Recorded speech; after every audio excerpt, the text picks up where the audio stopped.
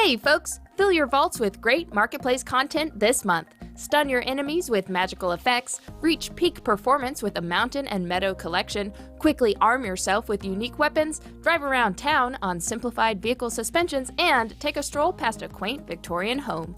These are all available for free on the Unreal Engine Marketplace through the end of the month. While there, snag our latest permanently free edition, Assetsville, a collection of 800 low-poly props, vehicles, characters, and weapons. Speaking of markets, Japanese studio Historia Inc.'s Market of Light is one of the first playable Unreal Engine 5 tech demos, leveraging tools like Lumen, Niagara, Nanite, and more. Head over to the Unreal Engine feed to hear what inspired them to create such a meticulously crafted environment. Last week, we celebrated Virtual Production Week 2022, highlighting a number of incredible studios revolutionizing their workflows from Previs to Final Pixels. DNEG Animation shared how they made the swap to Unreal Engine to bring the whimsical love story Mr. Spam Gets a New Hat to the screen, their first foray into real-time animation workflows. After producing 2 action-packed Yuki 7 episodes, Chromosphere moved fully to Unreal Engine for their animated web series while retaining the show's signature 2D look. Learn more about Yuki 7's unique art style and what the studio has planned next on the feed. And if you've been wondering, can you change your whole career in 30 days? Well, you absolutely can. Attending the Unreal Fellowship helped program alumni advance their dreams and build marketable virtual production skills. See their projects in action and all of the Virtual Production Week goodness at unrealengine.com/vp-week. While we're on the subject of new skills, check out our latest on-demand webinar, exploring the new HMI design template in Unreal Engine. We dive into the HMI design template itself and explore how it can be used to create compelling in-car experiences. Then, put those new skills to work and enter the Unreal Engine HMI Design Challenge. When Sony Ye was looking to create an animated spin-off series for India's most popular sitcom, Gameatronics' experimentation with fast, real-time workflows caught the TV channel's eye. Find out how Unreal Engine helped reduce feedback cycles and slash the cost of production by 65%. Set amidst a surreal dreamscape in Heart Machine's Solar Ash, you play as Rei, a Void Runner determined to stop at nothing to save her planet from falling prey to the Ultravoid's path of eternal hunger. We chatted with studio and creative director Alex Preston about the game's personal and canonical inspirations, how Unreal Engine helped give life to Rei's fluid gameplay, and why he's so happy with how the game's clouds turned out. Continuing on the Epic Online Services learning journey, unlock achievements with the new article, Getting Started with EOS Trophy. This article builds on the previous lessons on stats and leaderboards, allowing you to automatically grant achievements based on stat progress. Head to dev.epicgames.com/news to begin.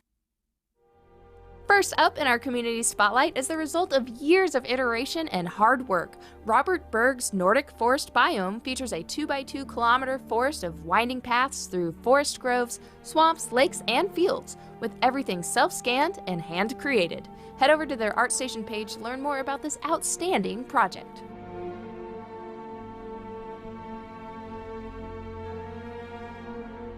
In Rob Jin's Home, they've aimed to highlight the beauty of our home, the Earth, and use the project as an opportunity to explore the capabilities of Unreal Engine 5. Watch the lovely video in the forums and see a breakdown of their icy environments on their ArtStation page. From Skypire Studios, Evasive Maneuvers is a team-based online multiplayer spaceship arena. Divide into 2 teams, runners and hunters, and either attempt to escape by powering up the warp gate or prevent the other team from doing so. Wishlist Evasive Maneuvers on Steam. Thanks for watching this week's news and community spotlight.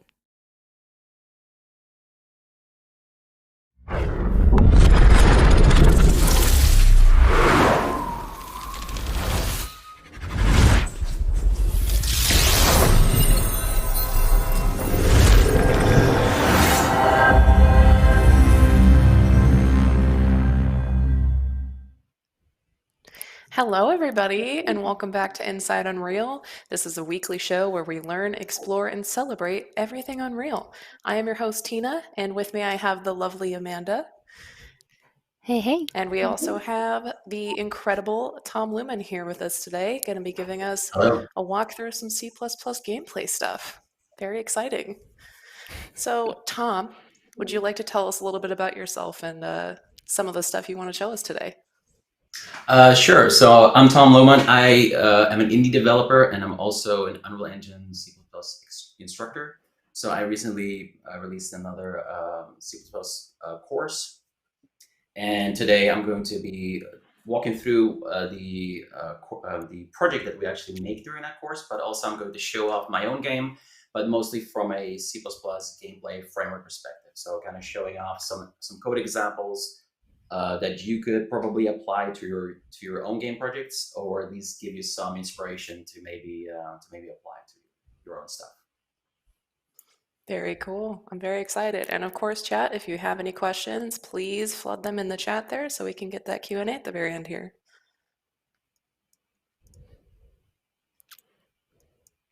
All right. So it's up to you, Tom, wherever you would like to start. Right. So we'll start with the action roguelike project that I like to call, as a action RPG was already taken. And I'm just going to show you a bit of the basics of like building something like an action system or an ability system. Now, I'm not using gameplay ability system. I made my own, and that was also kind of the point of the course, is to build one from scratch so you can properly see all the concepts and nothing is hidden from you. And perhaps your game is not that complicated in that you don't need all the power of gas. You can just roll your own system that's a little bit more simple and more tuned to what you need. So in order to give you an idea of what that project is like, so for example, here we have the character, and we have this little sprint ability when I hold down Shift. And so as I hold down the button here, you can just see my character sprinting through the level. And I can have these attacks, or I have this dash ability, which is sort of like teleports you forward. And so let me quickly show you the basics. As we get into the other project, I'll show it all in more detail, but I'll give you a bit of a brief example of what that would look like. So first of all, you have your character blueprint, and that would implement something like what I call the action component. In terms of with gameplay ability systems, would be our gameplay component, and that would have a collection of actions. Now, instead of building all of your code in this one character class, which is something I would also used to do, and at some point you get this giant, enormous class, and you're always in your character class for whatever ability you have. Instead, what we do is we make them into individual little assets. So if we go to the content browser, we have the actions folder. Here, these are a bunch of the different actions that we have available. So for example, I have an action to sprint, and I have another effect that I'll show you a little later. That's basically like a buff or debuff in the terms of like an RPG style game. So if you open up something like a sprint, really all it does is it has very basic core functionality, such as like starting of the action and a stopping. You might also want to implement something like ticking as an optional kind of thing. And really the thing you can do is you just initiate this action, and it can run either instantly or maybe over several seconds. Like in this case, it would be active for the duration of the sprint. And then you can just, okay, let's just increase the max walk speed, and we just basically undo that when we stop the action. And then of course we can play some effects. In this case, I'm just adding the little glowy hands to the hands of the character, and then we make sure that we destroy them when we just are done with the effect. So this is the absolute basics of having an action, and the nice thing about it is that it's its own little file. So for example, especially if you're collaborating with someone else, you can just work on this little action sprint, and someone else can be in your character. And that was definitely something that we noticed, especially when we weren't using a system like this, in that whenever I wanted to make a change and someone else also wanted to make a change, it would usually happen to be in one of the core framework classes, like your character or player controller, that was already checked out by someone else, so suddenly you can make a change. Now, you have it all a lot more granular, and there's a lot more natural code reuse. And actually effects, which would be something like a buff or a debuff, would be similar in terms of design. But for example, here what I just do, and I'll show you the actual C++ in a little bit. This would be a very simple effect that just executes a periodic effect, and that would be, in this case, configured to be once every second for a duration of 3 seconds in total. And it will just apply some damage to whoever this effect is applied to. And then we have another concept, which I will also like to explain today, is the gameplay tags, which is definitely another one of those things that I really wish I knew about sooner, or someone had told me, like, please just use it instead of being so stubborn, because it's very well implemented in the editor, and how, like, for example, how easy it is to select different tags, or just add new tags, and you don't have to remember it. You can just have this like little lookup, and you can be like, okay, so I want to add this status.burning to whoever owns this, whoever this effect is applied to, and then, for example, somewhere else you can react to those tags. You don't even have to know that effect_burning is applied. You don't have to do any kind of casting or any kind of hard referencing anything. You can just rely on these tags, which are basically just like F names, so it's a little bit like a string. Which is much easier. And an example of that, now that we're here anyway, would be, for example, effect stunned. So here you can see all it's doing is it will just grant a tag to whoever this will be applied to. And if we go into the game, because I can quickly show you kind of like what that would look like. So here we are stepping into this little stunned volume, and then we play this animation. And then once the effect expires again, it will undo that animation and we'll get out of it. And that's just super, super convenient. Now, the animation system doesn't need to know that there's such a thing as an action that's called effect stun. It just needs to know about the general concept of gameplay tags.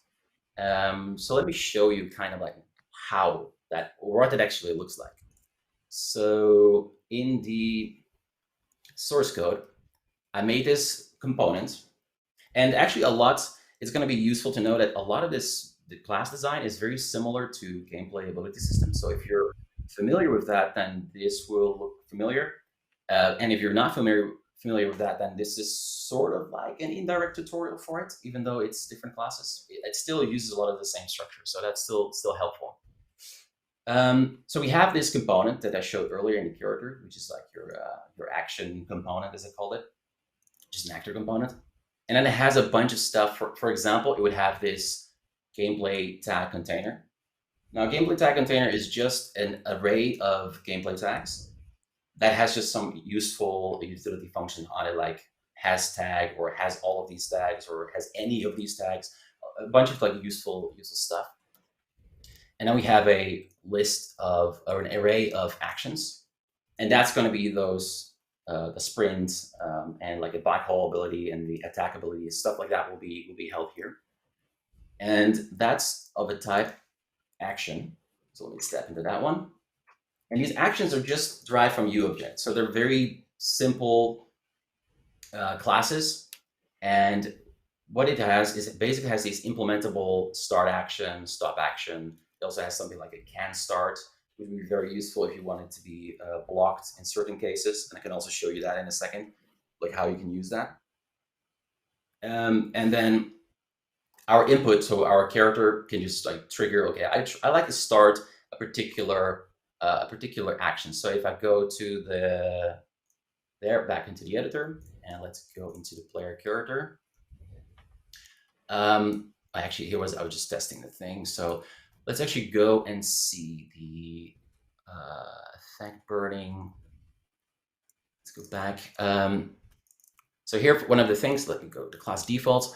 So one other thing that I have, which relates to the can start that I showed just a sec, is we can grant a tag, which is action sprinting, but we can also say, okay, but you're not allowed to have this tag or any of these tags. So the block tags would in this case be action.attacking.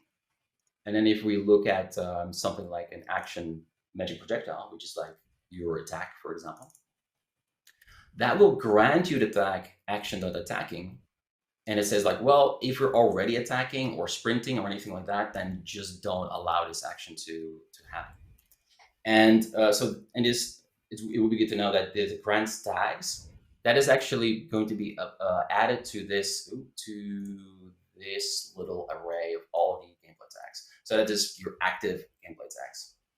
And so whenever we want to start an action, you will first look into that. And then it will figure out, okay, am I even allowed to start or not? So let's see, that would look something like this. For example, has any gameplay tags? And if we have any of the gameplay tags, then we say, okay, then just return false. We're not allowed to run.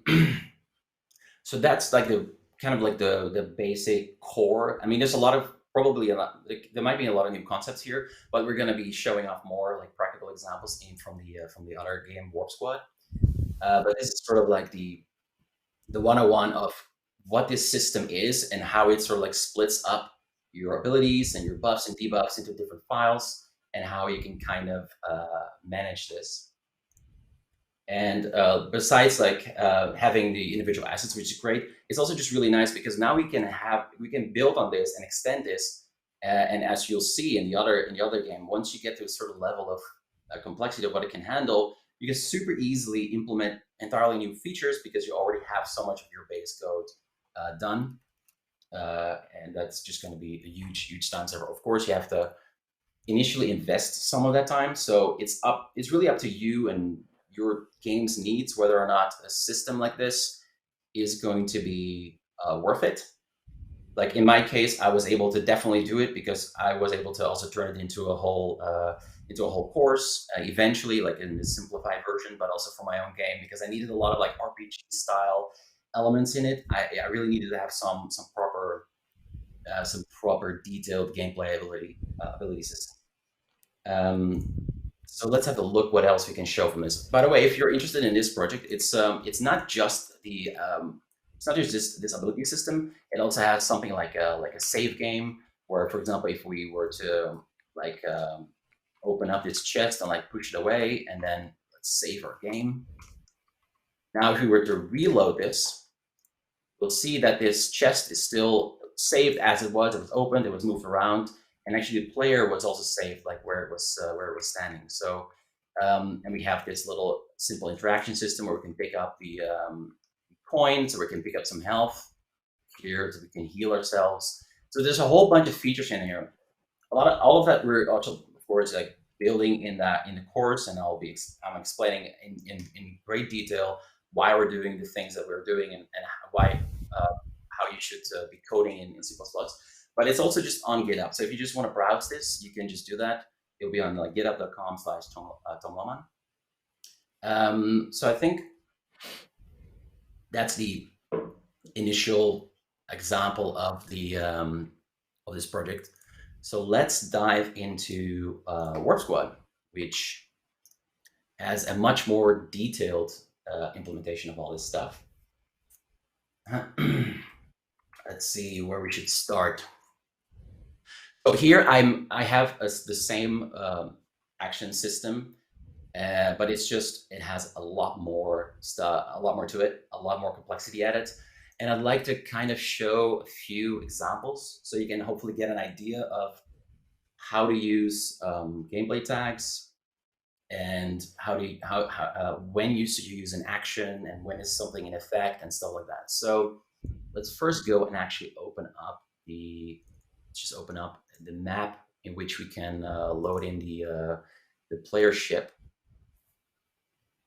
So as you can see here, we have this player ship with this beautiful mock-up mesh, and we have these two little crew members in there. And so we can just click on them and we can move them to these different terminals. And we have in the bottom right, we have these little actions that we can trigger. So we can vent to heat, because you have this heat that builds up as you use different abilities, or you can have speed boost, and you can, here we have another, we can actually fly around a little bit. And you have all of these individual modules and terminals on your ship. All of them have like different actions, and even like clicking on them or like right-clicking on them. This is also considered like another action. You move your pawn to that place, so that would be an action. So let's show you one of those examples. So we have something literally called action move to terminal, and it's using the similar design where it's just an event that we can implement. Start action, and this is using some custom movement code because since the ship is moving, we can't use navmesh. It doesn't really support that. not even at all. So here we just find the nearest starting location, and we then say, or like the destination, sorry. And then we just call like, okay, just move to that that position. And that's really all there is to it. So often these little actions can be really simple. Now, to be fair, I will probably move this, like changes move to like a more base class. This is the blueprint version, but sometimes you have prototyping code, so you just have that laying around. But what we have here is just a bunch more options. So for example, even for the UI, you can very easily have a title and a description, like an icon. And this is like an owned tag. And this is great too if you want to find an ability by tag rather than having, again, to cast to something. You don't want to be in your player controller and you don't want to cast to move to terminal or something like that. Let's see the zoom. Okay, sure. I'll try to make the code a bit bigger next time. So we have this, and this way we can identify the tags. And so, for example, here we have something very generic, cursor secondary. So that would be just your little right click. And then this action can exist on a terminal, for example. This doesn't have to exist on the individual little pawn. It can just be on that little terminal in the level. So let me open up the ship again. And actually, another thing that I might want to show off more a little later is that the ships in the game are also just levels. And that's really useful because you don't want to end up having this blueprint in which you have to try and configure all these individual actors, because all these little terminals here, they're also just static meshes. And then we even have these graph nodes here that are connected. We have player spawns that are going to be here and here as well. So you don't want to be configuring that in a little blueprint editor. So it can just be you can just make it as a level, and then you just stream in that entire level. And of course, the way it works is this player ship is still a blueprint, but then all the other elements are just attached to it. So there's a whole bunch of actors attached to that ship, and then whenever we stream in this level, the ship will just be loaded in, and we can use it as is. So let's go, and then let's see if we have another example to show. Right, another thing I would like to do, I'm going to go back into the other level again. We have the persistent level. Let's see if we play, and we just use R to move somewhere. Now, another thing I have, for example, here is I can just hold on Control to show the cursor, and then you can just click somewhere to actually move the ship in that direction. And this is going to be another action that we can just very easily add to the ship, and then we trigger it by a gameplay tag rather than casting to something. So, for example, in my player controller, we can just get the action component, and then we just try to start the action, and we just say, okay, action.cursor select. That's going to be the generic gameplay tag to try and activate this action. And then whatever is relevant in that context, that will try to start. That will try to start itself. So we don't have to cast to anything, and that's actually very important when your game starts to grow a lot. Especially early on, we didn't realize that either, and I think a lot of developers don't realize like how easily you can introduce hard references by just casting. And at first it feels innocent, like, oh, I'm just going to cast to this little class here and there. But then the problem with that is that, of course, whenever you cast to something, immediately that object will have to be loaded as soon as whoever we're implementing this blueprint for, whenever that class is loaded. So in the case of our player controller, that will always be loaded. And so whatever I'm referencing here on the event graph is, of course, also going to be loaded.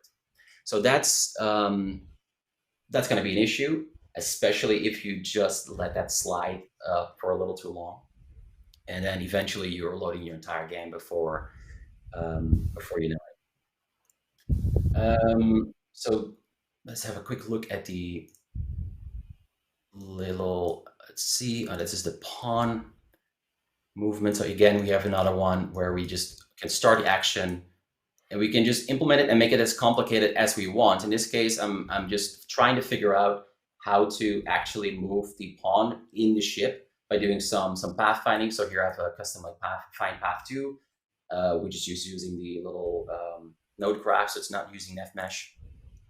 And it's really convenient because you can make them as complex or as simple as possible, and it's not going to pollute any of your other classes. So I think that's really an important consideration for your framework, is to keep complexity low and make sure you have like single purpose little actions. If people are actually wondering what this looks like, why that looks like this can be done very easily, which is really convenient. Oh wait, let me make the other one because I have 2 versions of it. So here we have the little player ship node, and that's just a very convenient access that I made for in order to get my player ship. So if I can't get it super easy from just this class, I just know okay, I can just always grab it from wherever. And let me quickly show you what that looks like, or how to get to that. Let's player ship. So here we have this little get player ship, little static function. And what we do is it's all about having the compact node title where we just name it player ship. Actually, I'm going to make it a little bit bigger. Player ship.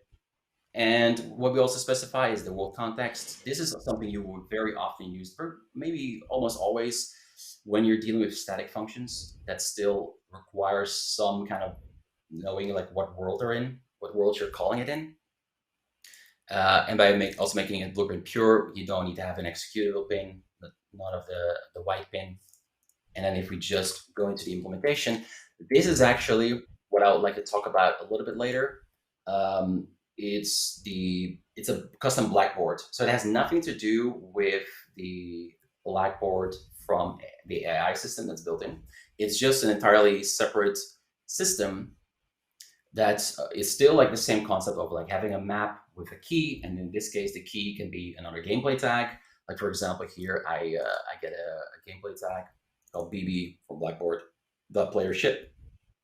And that is something I can just pass into the blackboard, and that will try to find the player ship if it is actually stored there by someone else. And in the case of my game, what I'm doing, whenever the player ship gets spawned, he will just write himself into this little global blackboard, which is just something that I added to the game state, which is one of the framework classes. And what I've done here as well, in case you're wondering, I added a static in front of getting the gameplay tag, because otherwise you would have to try and get and find that little gameplay tag every time you call this function. By just having it static, it will just be run the first time, and then it will remain. It will just be used immediately the next time you need it in this for this code here. So this is very convenient, and this is like a first example of what blackboards can do. And I'd like to talk a little bit more about that, like what it looks like in terms of like Blueprint, because it's most of the time going to be used in Blueprint. Let's see, is it a little bit clear so far? I guess there's like, really depends. We still have a lot of, I still like will go a lot more in a lot more detail for like the actions and effects and stuff like that. But the core is there. So if we go back into the Warp Squad, let's see.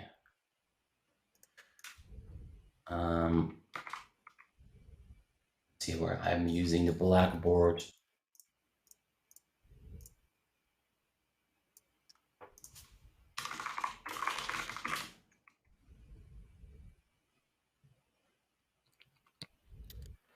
And you're using Rider for Unreal, right?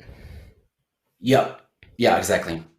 So soon that will turn into just Rider, because I believe they're merging it into the same editor, code editor. But for now, it's a free version. Yeah.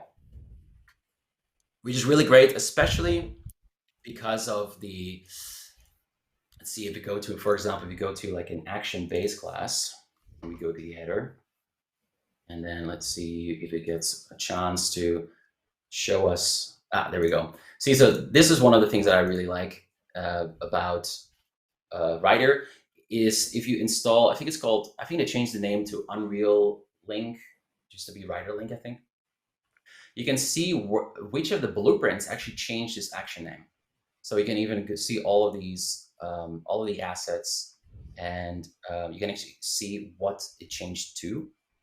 So this is just for, like, for example, a text, but you can also say like, okay, so here they changed the icons, and which icons are being used. So it can also be useful if you realize that maybe certain things are not being used at all or never changed. Or you can just like look at it and be like, oh, okay, I actually want to go there, and then it can actually just click on it, and now I have this new action opened. So here I have just a selection of a weapon just opened just by clicking on it from the editor, which is really nice. That's already a huge bonus compared to like a Visual Studio or something like that. Let's actually see. I think I would like to show off something like attributes, because that's a huge part for not just RPGs, but it's also a big part of like my game, for example, because attributes could be something like health and mana and stamina, or attack range, attack damage, crit chance. All of these things even will be very useful.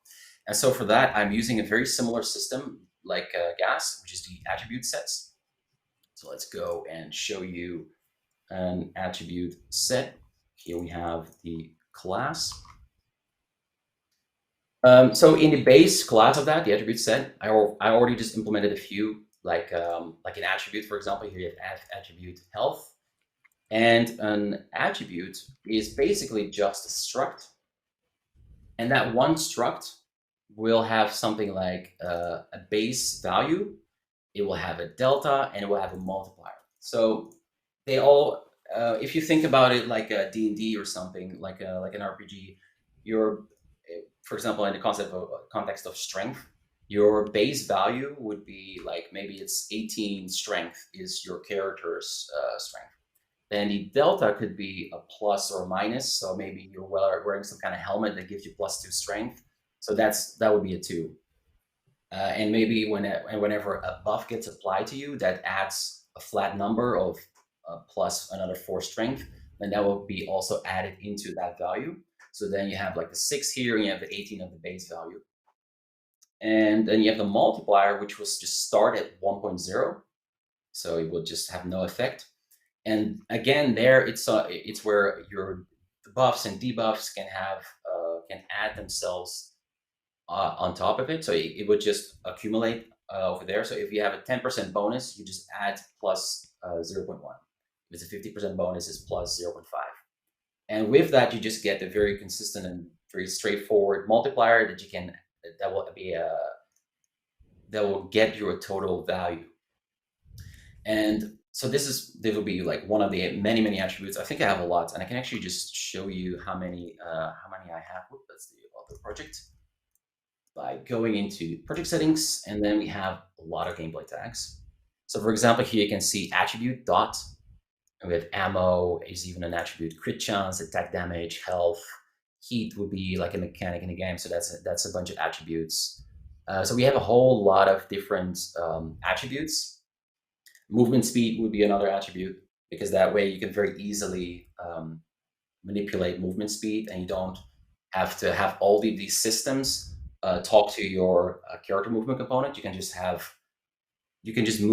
change the movement speed attribute, and then in one place you can just bind and say, okay, whenever that attribute changes, update my movement speed in the character, and just the character class itself can just take care of that. And then everyone else would just generically say, like, okay, you get the action component, change that attribute.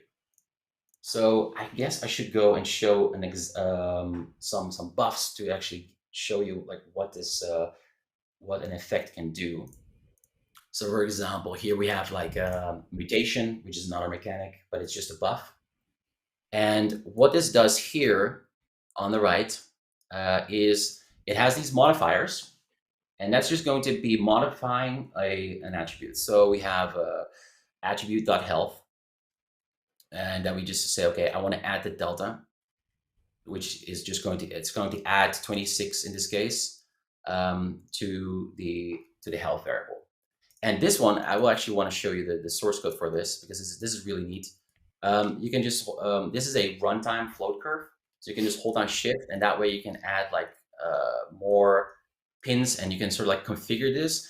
And even though, of course, the by default, like this is considered the time on the x-axis, but you can do this for, this will be, for example, used for a level. So if this mutation hothead buff gets applied at level 0, then it would be at time 0, it would be a value of 1.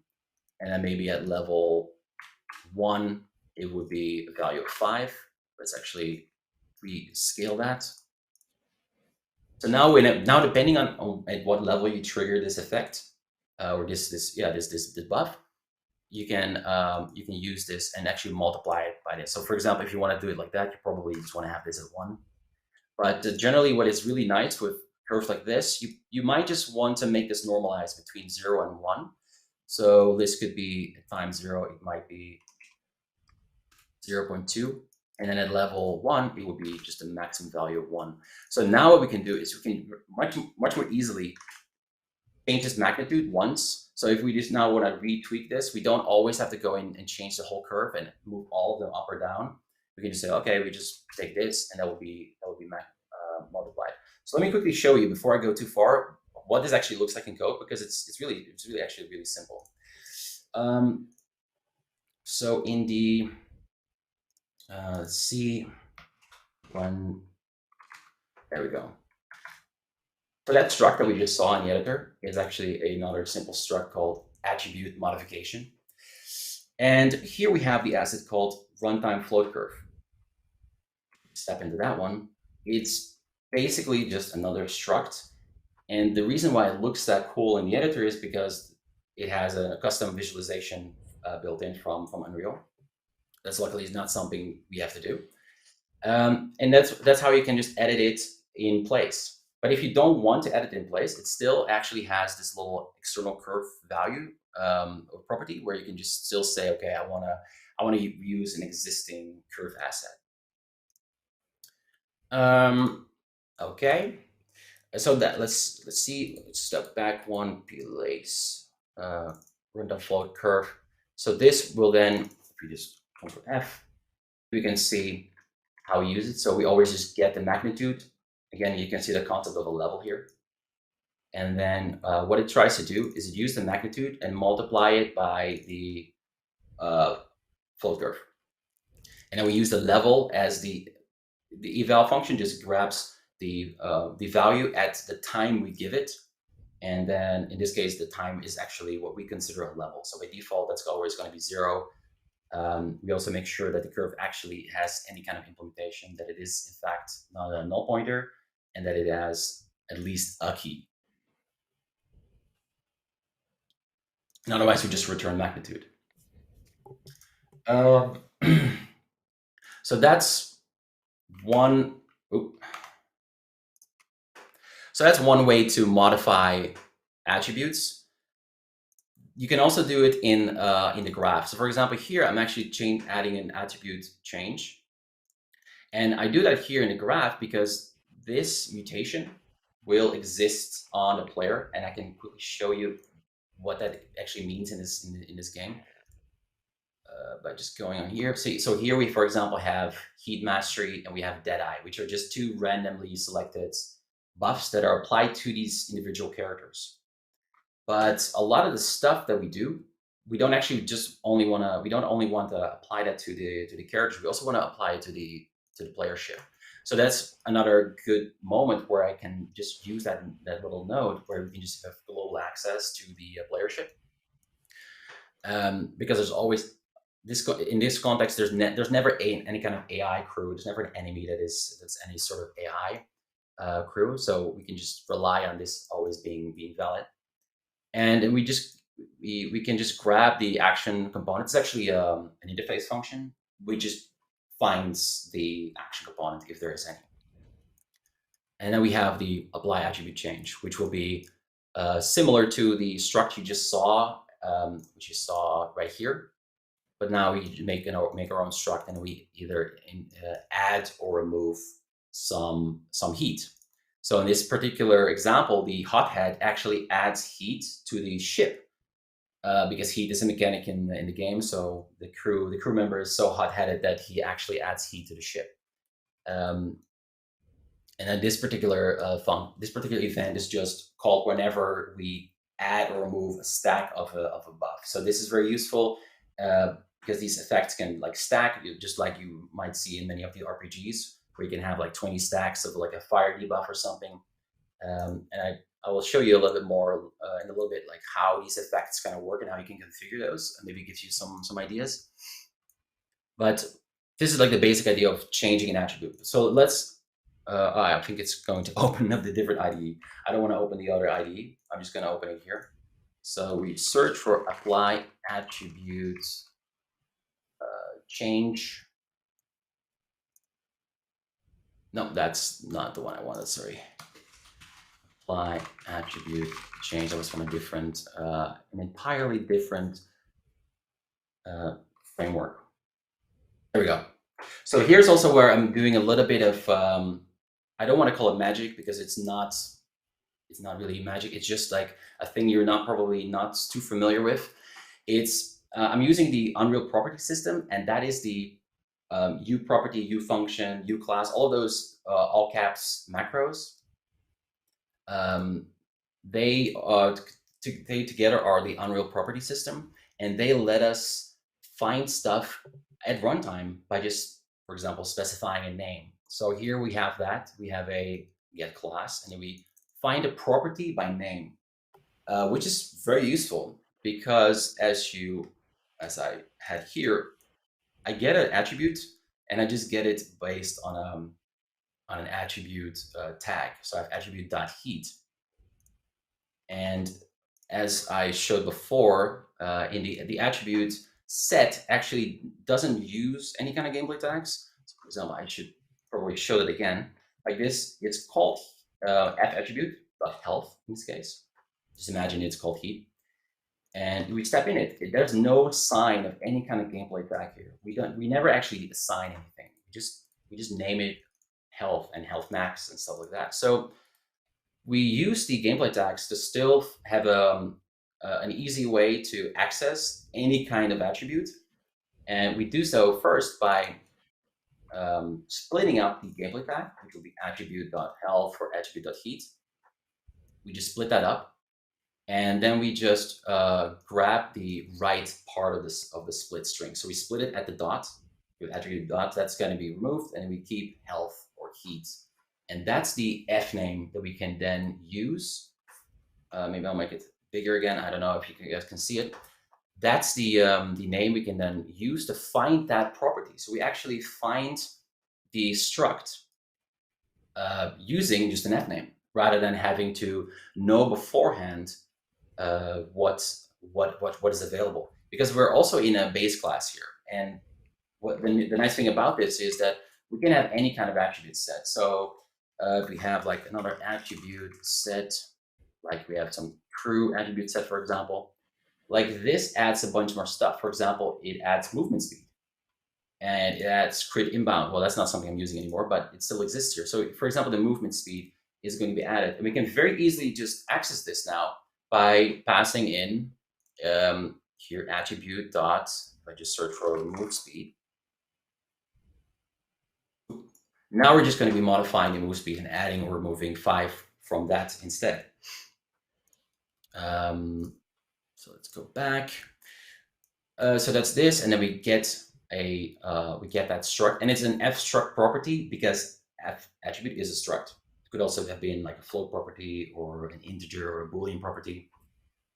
And then this is actually how we convert that f struct property to an f attribute. And at that point, we can do whatever we want with it. So now we've located that little struct, regardless of what it is, so long as it has a matching variable name, so long as the variable name matches with the gameplay tag that we specified.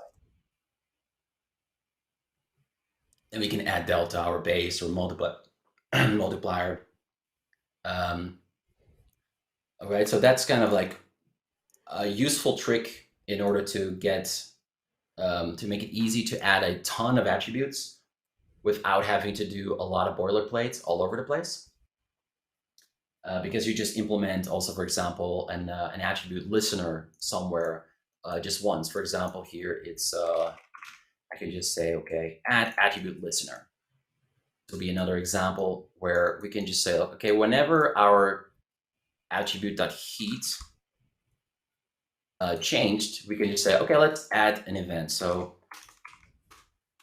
now we can just say, okay, whenever this changes, we trigger this event, and then it would be like, here we get the attribute. So the attribute tag, whichever changed, new value, whatever the difference was from the previous value. And then the context tags, this would be just be a gameplay tag container again.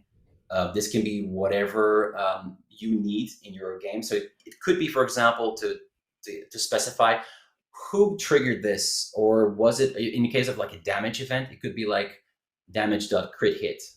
It could just give you context of what happened. Or if it's a damaging event, it could also be damage.blocked. So you know, like, oh, actually, even though there's values here, it actually is blocked. So let's just, instead of drawing a damage number, let's draw the text blocked instead. So this could be any sort of thing based on your context of what you want. So let's quickly show you actually what this looks like, because you can actually pass functions like this, or events, sorry, in your own custom functions. So I'm just going to go here and add attribute listener. So here we have the event, and we can just pass it by reference. And then this little guy is actually a declared dynamic delegate. So it's very specifically not a declared dynamic multicast delegate, which is what you very, very often use. Like that's probably the one I use almost all the time. But that's not supported with exposing that to Blueprint. So we have just a declare dynamic delegate with a whole bunch of parameters.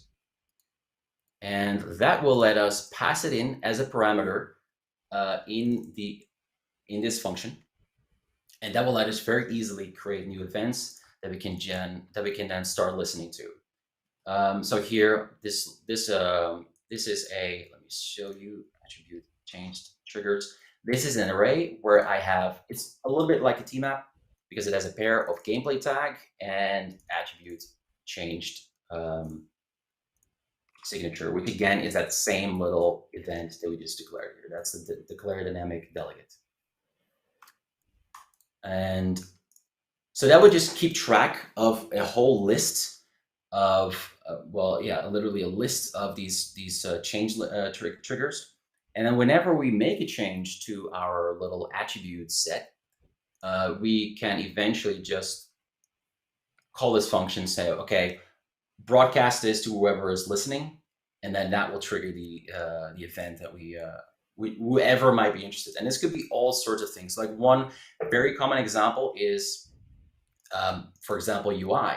Because UI, if we go to like heat widget blueprints, actually here, see if we have, this is a little widget that I actually have on the ship. So here we just grab whatever panel actor that's like a little actor in the world. We can again just grab its action component because even he has it, and then we add an attribute listener. So actually, sorry, what I'm trying to say here, we have this panel actor which is in the world.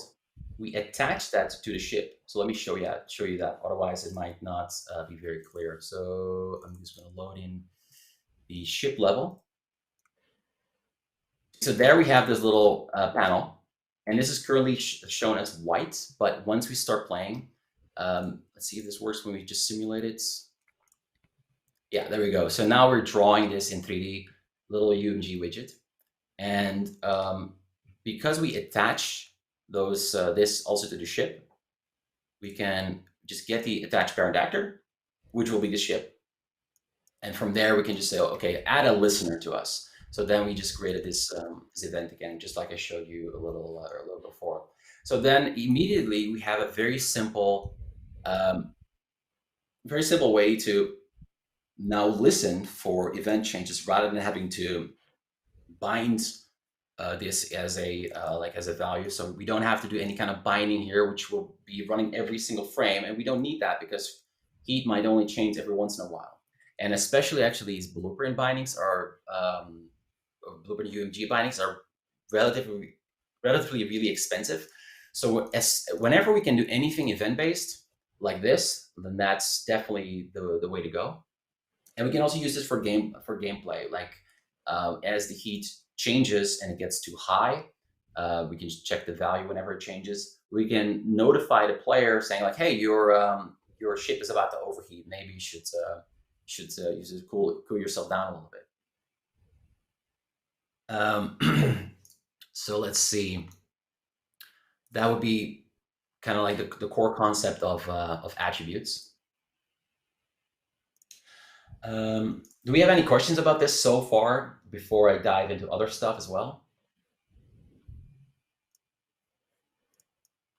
I mean, especially I think because I might be going a little fast for some of the concepts, so it would be good to see. Let's see. Sure, Actually, we can pop in with a couple of the questions that chat have had so far, just to kind of catch up to where we're at. We've got. We'll go back a little bit. We'll work our way back up to where we are. sure. Near the beginning there were a couple of questions about the usage between both C++ and blueprints. So there's been a couple questions wondering if it's feasible to do all the logic in just C++, or if you think it's just a better way to use both. Oh yeah, right. So that's a good question. So I think definitely the best way to go about this is combine both, because it's just going to be a lot faster. Like I'm now making a lot of small classes for all these effects and actions, and you can make those actions in C++. So for example, here I would have like an action that is actually an achievement. So this would be the base class for that. But you could implement it in C++, but you're losing so much flexibility that you're kind of like shooting yourself in the foot by trying to do everything in C++. Just from iteration speed, but also it's just sometimes so convenient, especially with all of the little listeners and helper functions that I already made. That's just really fast to click together in Blueprint. And it's not going to be that much slower either, realistically, because we're not doing any heavy logic there, and we're doing a lot of it event-based, so it's going to be very low frequency. And we don't have any giant loops of like iterating on data or anything like that.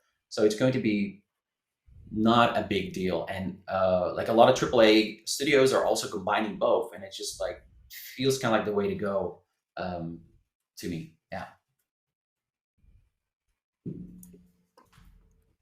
Very cool. Very cool.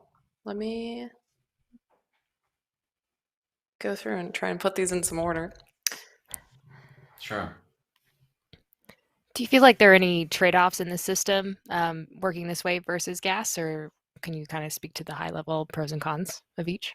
Sure, definitely, absolutely. So using gas would definitely it could save you a lot of time, because it's like a team of Epic engineers that have built this system over several months, and they know what they're doing. So obviously that could be a huge time saver. Now, for me, part of the reason why I did this myself and I've been like making it so detailed is, well, first of all, it's also a bit of a timeline thing where I started this a while ago, before there was any documentation and before there was any sort of information. And actually it was officially unsupported, and Marcus unsupported the whole gas system. So it was very risky to take the plunge and be like, oh, I'll just figure this out. I'm going to use this, and then eventually realize, oh, wait, actually, this bug has only been fixed in the Fortnite branch and not on the public because they're not supporting it. So now I have to try and figure this out myself. So that was one of the reasons why this came to be. But at the same time, I also still like recently, or like about a year ago, not that recently, but I looked a lot into the source code of Gas and try to figure out, okay, what are they doing that I really like?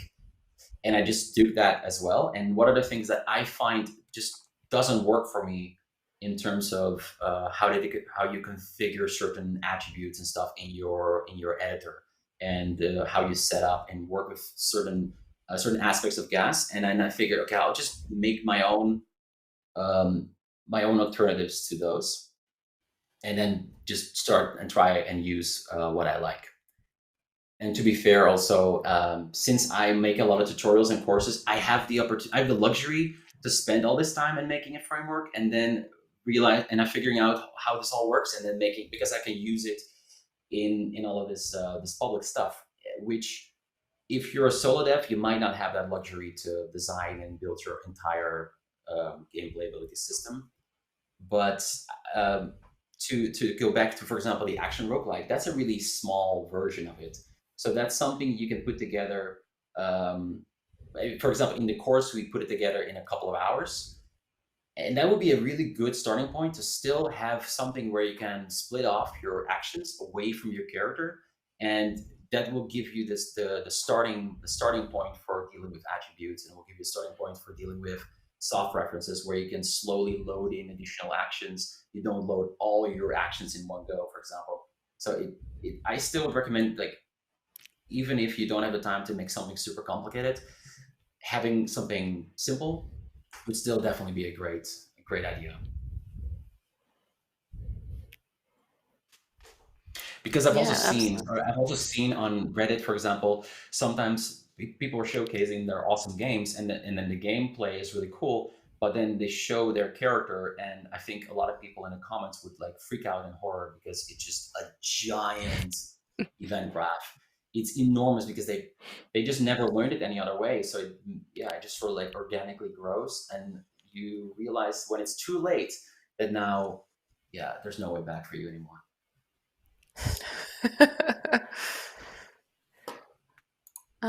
Another question that popped up was about the ships, actually, since you have each of the ships on their own levels. For movement, do you move the level? Do you update the sub-level position or the actors in it? All right. So I actually I just moved the blueprint itself. It's using, like, I can go back into the code and I can show you again what that looks like. So we have our player ship, and that actually has a ship movement component. So this is just a custom movement component that has very basic implementation of thrust to go forward and accelerate, and then when it bumps, it sort of like tries to bump itself off of it. So this is just a custom implementation of movement, and it will. So we actually are moving this blueprint itself. So the level is never moving. That's just going to be loaded in, and then you will never see it. You will never see it again. It just sort of like exists. And if I can show you as well if we go, for example, to a combat scenario, which is like a little bit of a debug map. Here we can also see that we have ship. Search for ship. We have two different ship spawn volumes, and that's really just an actor that has a reference to a level. You can see it here, the level name that we wanted to load. And in fact, it's also like it's automatically filled from this item. So if I just open that up, we can just see like we have a reference to a level here, and that's actually the one that we then stream in. And so this actor here will just remain in the world. It does nothing after that anymore. And then we have the same for the enemy ship. So here I'm spawning like a red frigate, which is this other little green ship. So yeah, there's not a lot of crazy stuff going on. We don't rotate the level around the ship or anything like that, because I think it's probably a good idea to show actually what the gameplay looks like when you have another ship that's loading a lot of stuff. Let's see if it's actually loading. There we go. So here we have the other ship actually. So he also got loaded in. He's also just moving, And yeah, so the actor remains, stays behind. The level is now loaded. And once we exit this area, if I were to warp, then the player ship level just remains loaded, but the enemy ship, because he just gets unloaded. So we just literally unstream that level, and he will be destroyed and removed from the world. And the same is true for this little world. Will just be removed from and unstreamed basically. And just to quickly show you what that looks like. So save level. This is actually the class. So the save level is just derived from actor, so that's why we can just spawn it anywhere in the world. And that will have this function, load level at transform, and then we are just trying to load the level. There's a bunch more stuff going on, and that's really just, I believe that's necessary to set like a unique package name. That's some kind of security thing for whenever you're trying to level stream in things in multiplayer. If they don't have a matching and unique name between servers and clients, I think you just get booted from the server. Like this was like 2 years ago, but I'm pretty sure that's the reason why we needed to have unique and synchronized package names between server and client, because this game also runs in multiplayer, so I had to make sure that works. But yeah, this is kind of like where it attempts to load, or actually it just said should be loaded, and then what will happen is the underlying Unreal will just next frame will trigger the load. He will start loading it asynchronously in the background, because that's what here we actually add the streaming level to the world, and then that will next frame start and initiate itself. Yeah, so that's kind of like what levels can do, and how you can have a ship that is actually a level. That's awesome. Any other questions? That's really intuitive.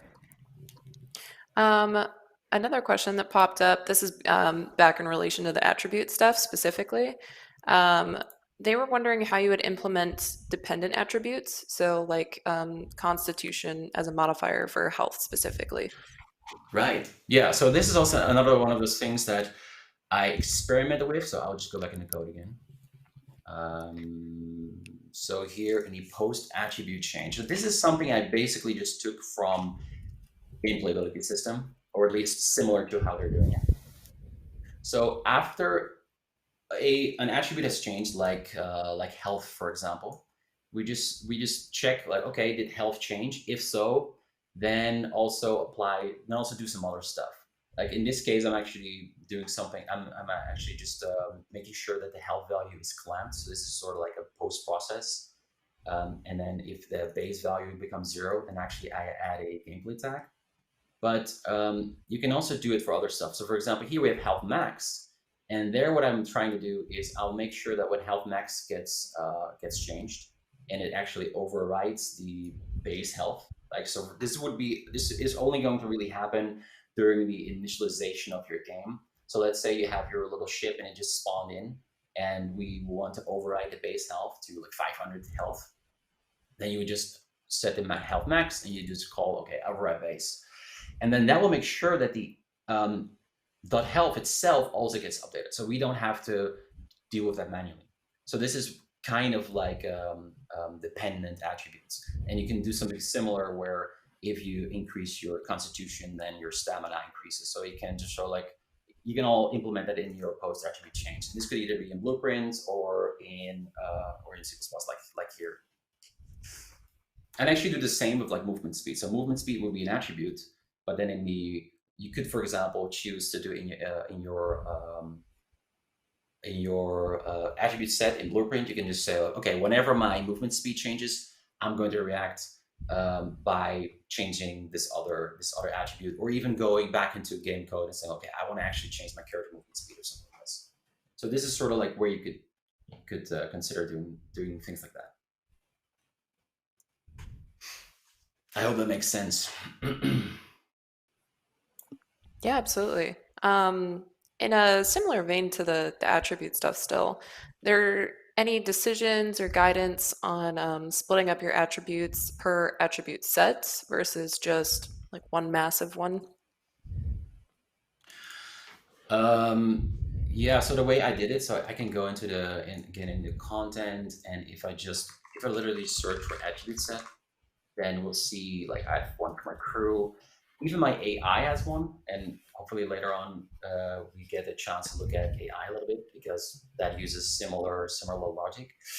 I think what I've done so far is I have the things that are really common, like almost all the time. I've just implemented those in the absolute base class, and then I just kind of have like a inheritance structure of where I think the attributes should exist. You could have one giant attribute set, but I think that's not really necessary. And then you might have an attribute set that's like 40 or 50 attributes. It might just be nicer for yourself to keep some sense of splitting this, just like you would split a regular class and have the variable in where you want it to be used. So I do have like one for ship. So even if another ship has slightly different attributes, I will still have just one attribute set for all the ships. But yeah, I would just kind of like split it per category. Like I don't really want the crew and the ship to have the same per se. So that's kind of like how I split it. Very cool. Makes sense to me.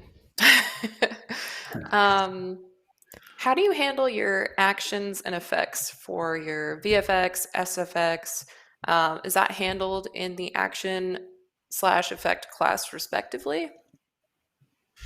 Yeah, so I've been experimenting because Gameplay Ability System uses something called gameplay queues, and I've been trying to replicate something similar to that and trying to figure out like what the benefits are. But so far, it was mostly just adding complexity. So I'm doing that so far, I have a very basic implementation of that. I'm not necessarily saying that would be the final implementation, but it will just be, if it is an action, I do actually implement the effects and sound effects in that action. I don't have separate classes for that or anything like this. You might want to split it out because one of the reasons why I believe it's also split in, for example, like gameplay queues in GAS is because if you use a dedicated server, you don't want to load all those assets on the dedicated server because they're never going to be shown. But you need to load the action in a dedicated server anyway. So that would be a very good argument to split it off into gameplay queues or just another class. But right now I don't have that. Also, I don't intend to have any sort of dedicated server. So that's kind of like, I did experiment with it, but then I also realized, wait, I actually need to release the game someday. So let's just keep it to some practical use cases here. For sure. Get some baby steps along the development there. Eventually, I'll probably build it. I can't resist, and then maybe I'll make a tutorial about it or something, or I put it in the GitHub. Perfect. For the applications of gameplay tags that you've been using, are there any situations that you've run into where you'd say they've been a problem or almost more trouble than they're worth, or has that definitely been the way to go? I feel like they've definitely been the way to go because it took me a while to get used to it, and at first I figured, is it solving a problem that I can't solve any other way? And then I always was like, nah, I can solve it another way. But at some point, once I did get used to it, I realized, wait a second, but actually, I can solve it the other way, but the other way is so much more work. This is very generic, and every system can very easily understand it. For example, one thing I really like is I can just pass in this, what I then call context tags in all these functions, such as applying damage. And then I can have any number of tags passed along, like was it a critical hit? Was it blocked? Was it a glancing blow? Was it a damage type fire? All this stuff can just be implemented in C++. And then if I just add another concept of like, oh, now we do actually have fire damage, I don't have to go back into that function and add another enum saying, okay, bool is crit, bool is glancing hit, bool, and then enum, blah, blah, blah. So it just makes it a lot more flexible, and you just build your framework once, and then you can actually start realizing like, oh, actually I don't even need to change my C++ anymore. Like sometimes I would just go months without even going to my C++, and I was just only in Blueprint because I had the core was working, and so even with new systems, I could just rely on gameplay tags and just go that route. And another example of that, I might go into that later as well, probably, is achievements. So even achievements could be gameplay tags. So I'll probably leave that for a little bit because that would be a good example to show a couple of other concepts. But by having achievements as gameplay tags, I can very easily pass that along with other systems. So now I can have achievements affect my loot tables. So you need to have won the game, and only then can you have this particular item be part of your potential loot. Or if as soon as you unlock this achievement, this item can no longer drop. So and it's again the same concept. So you start to realize like how often you can start reusing your tags and how flexible it actually is. So yeah. I kind of wish I knew about tags a little bit sooner and that someone explained me how to use it, because I was very stubborn. And as even when we knew it was like, it will be fine. Yeah, it's probably going to be more trouble than it's worth. But in the end, now that I get used to it, it's actually really nice. Classic development. Yeah. Yeah. So any more questions? Yeah, someone was wondering, how do you handle lag with your action system? So do you perform any sort of predictions or sort of hope for the best? Well, I mean, the only thing I do, so it's kind of like in the middle. So Okay. I don't have any kind of complicated prediction logic, which GAS does have. So if you really need something like this, GAS is a really good candidate for that. But what I do is I do have the option to, like, when I trigger my action locally, which could be like firing the projectile, I'm already going to start part of that action locally immediately.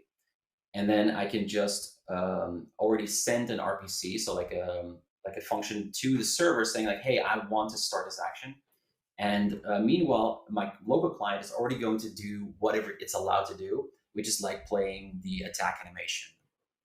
Or like playing some kind of spark on the hand, so that you're trying to hide the lag in that sense, because waiting for that to be sent over to the server and then getting a notification back like, hey, you're allowed to do that, that's definitely going to feel really crap, because it will be like the latency will be very, very noticeable because you just click the button. So I try to do what I can, but then, for example, spawning of the projectile, that is still something I then do on the server.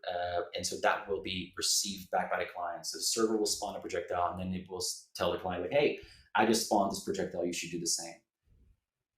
That does mean that the lag problem hasn't 100% been fixed by that cheap solution.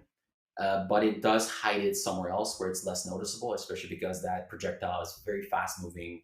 And so that does make it less noticeable in that particular example. But I don't currently in the system have felt a need to implement prediction. But yeah, that's definitely a good argument for something like GAS if you really need something like this. And also my current game is not super fast paced, right? So it's another reason why you don't really notice it. And as soon as you can play, so as long as you can play some effects and some sounds immediately, and then let the server do the logic, you don't really notice the lag that much. Cool. I'm sure some people really wanted me to build some kind of elaborate prediction system, but it really hasn't been needed luckily. I haven't quite gone that deep down the rabbit hole, but yeah, exactly. Awesome. Do we have any more? I think we're at a good spot to keep rolling. Right. Let me just close off a bunch of these because at some point we have like 100 assets open.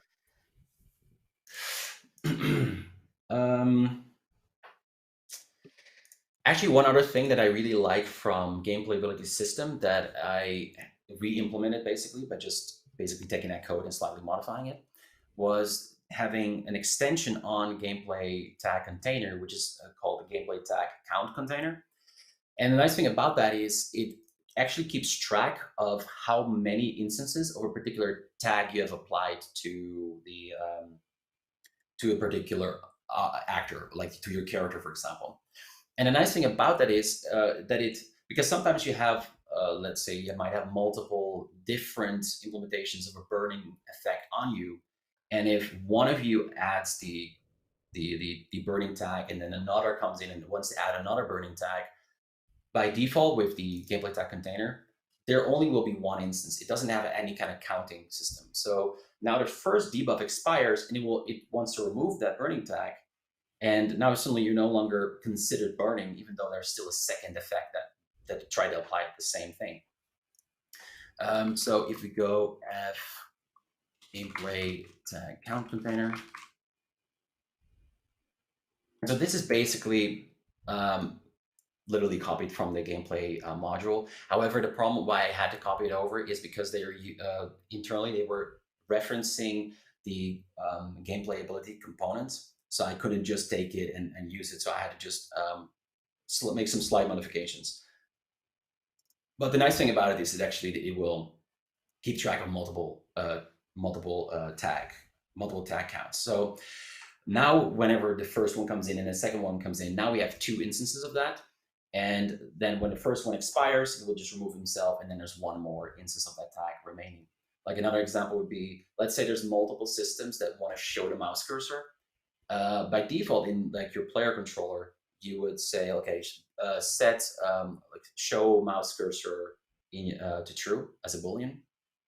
Now another system comes in, also tries to set it to true, and then the first system removes itself, and now he wants to say like, okay, I'm gonna remove and set the boolean to false again. Now suddenly you're still in the menu, but you no longer have your cursor shown because those 2 systems were incompatible. Like that's another reason, or that's another way how something like a gameplay tag count container can be just a more powerful version of booleans, basically, by stacking these tags on top of each other.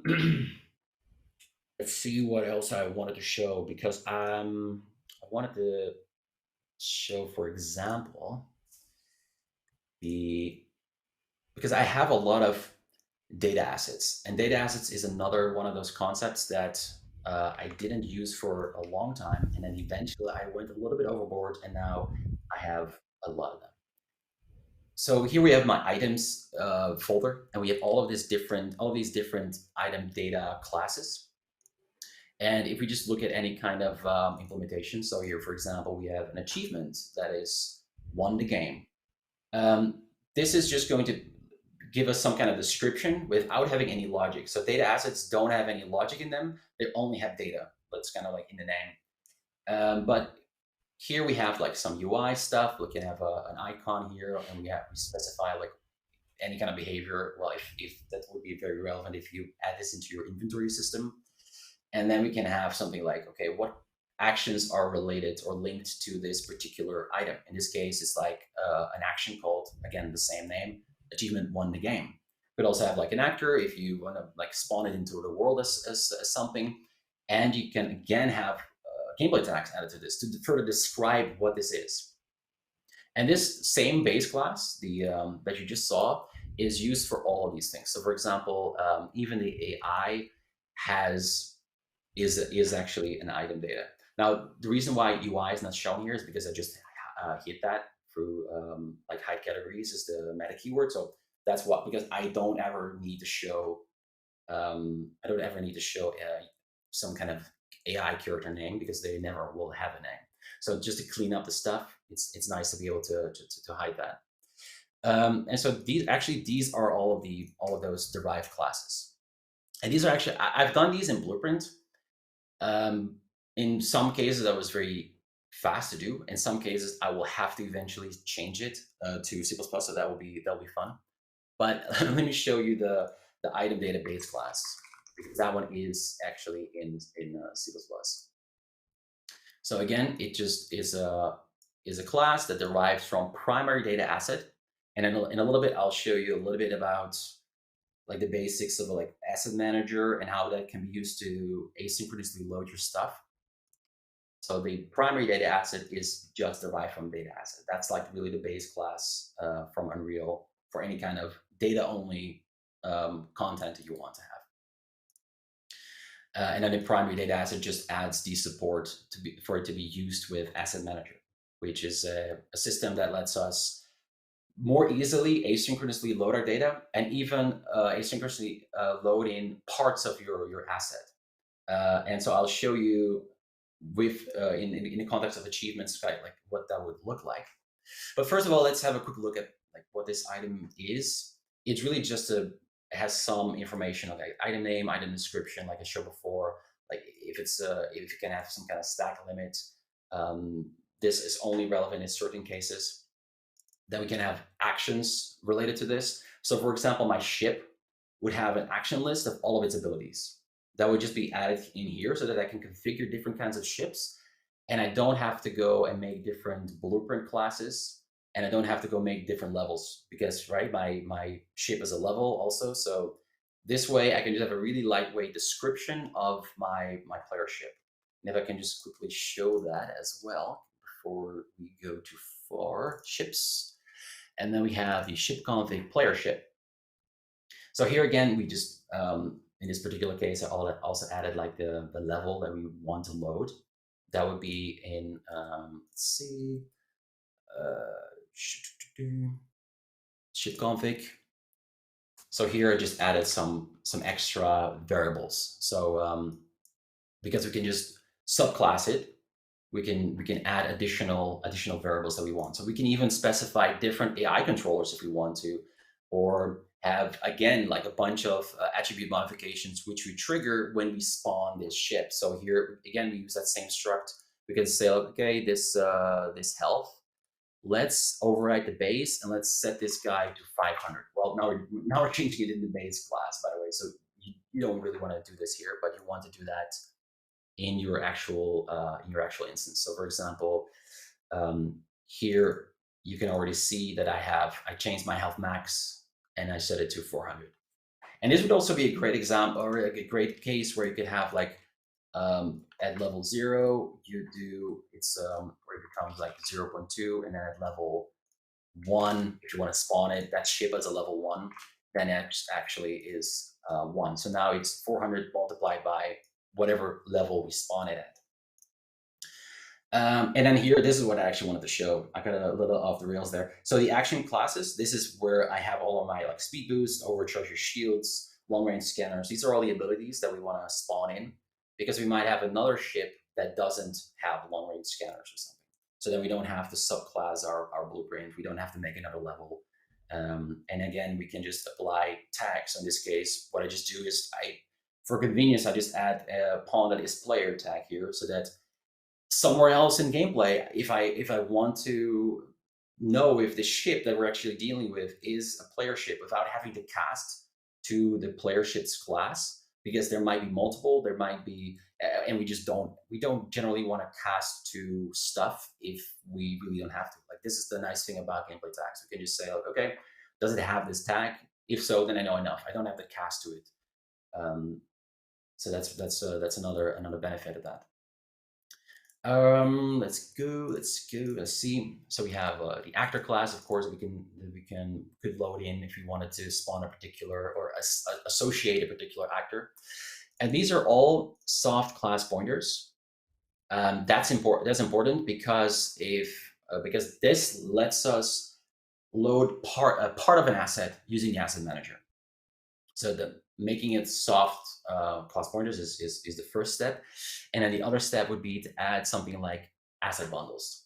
So asset bundles is an asset manager concept where we can just say, okay, what category does this belong to? For example, here we have, I'm just made this belong to actions and this to actor. You can also make these belong to the same. You want to say, okay, this is gameplay. And then the icon would be UI.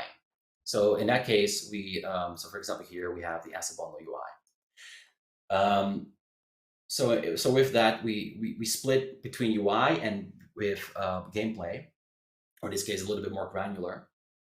And the great part about this, if you need it, for example, you're in your main menu and you want to show the icons of the ships, but you don't want to start loading all of these actions yet, because you're still just in a selection menu, and you just have this little, you have this guy, the ship open, or you have the ship, but you don't want to start loading the level by just clicking on that little icon. You just want to, and you don't want to load any of these classes yet. You just want to be like, okay, I only need the icon. And the asset manager with the asset bundles lets you do that.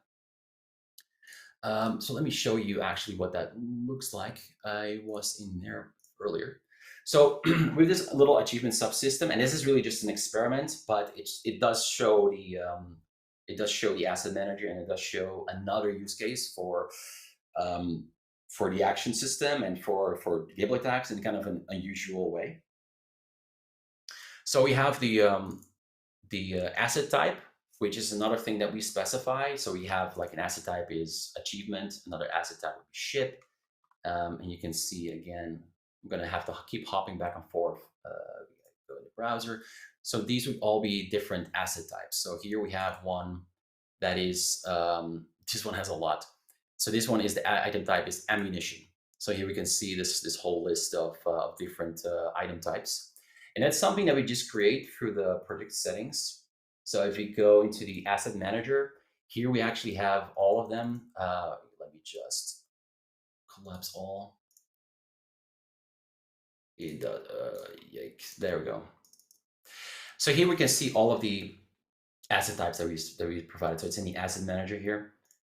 So for example, here we have ship, and then I just specify, okay, what's the base class for that? So that will be the item data ship config.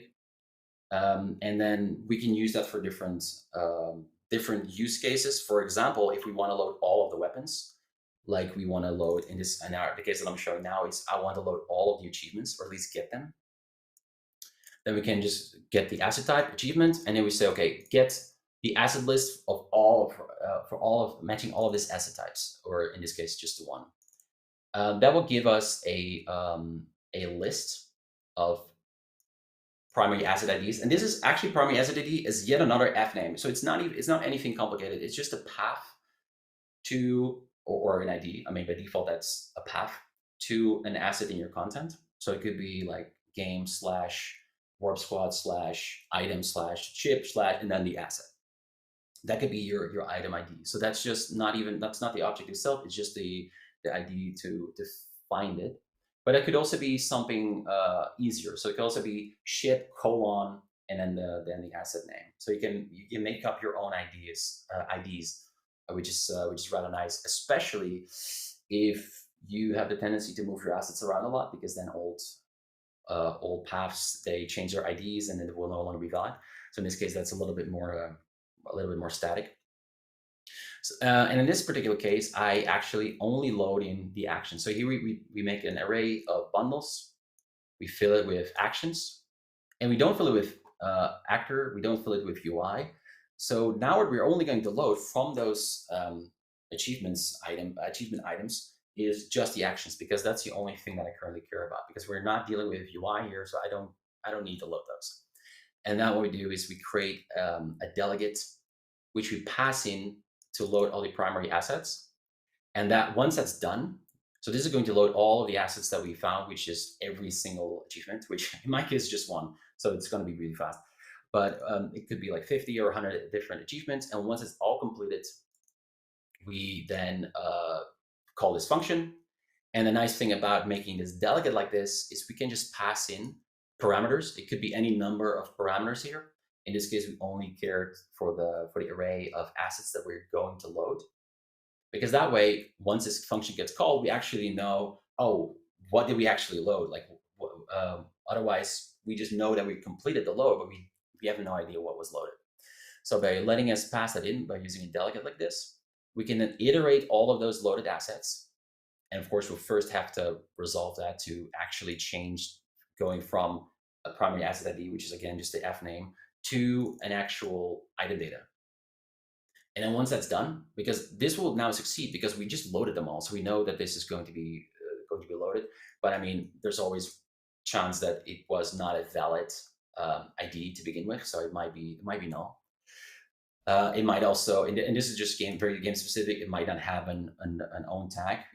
You probably want to lock for that. I just commented it out, and then we check. Okay, is the achievement unlocked?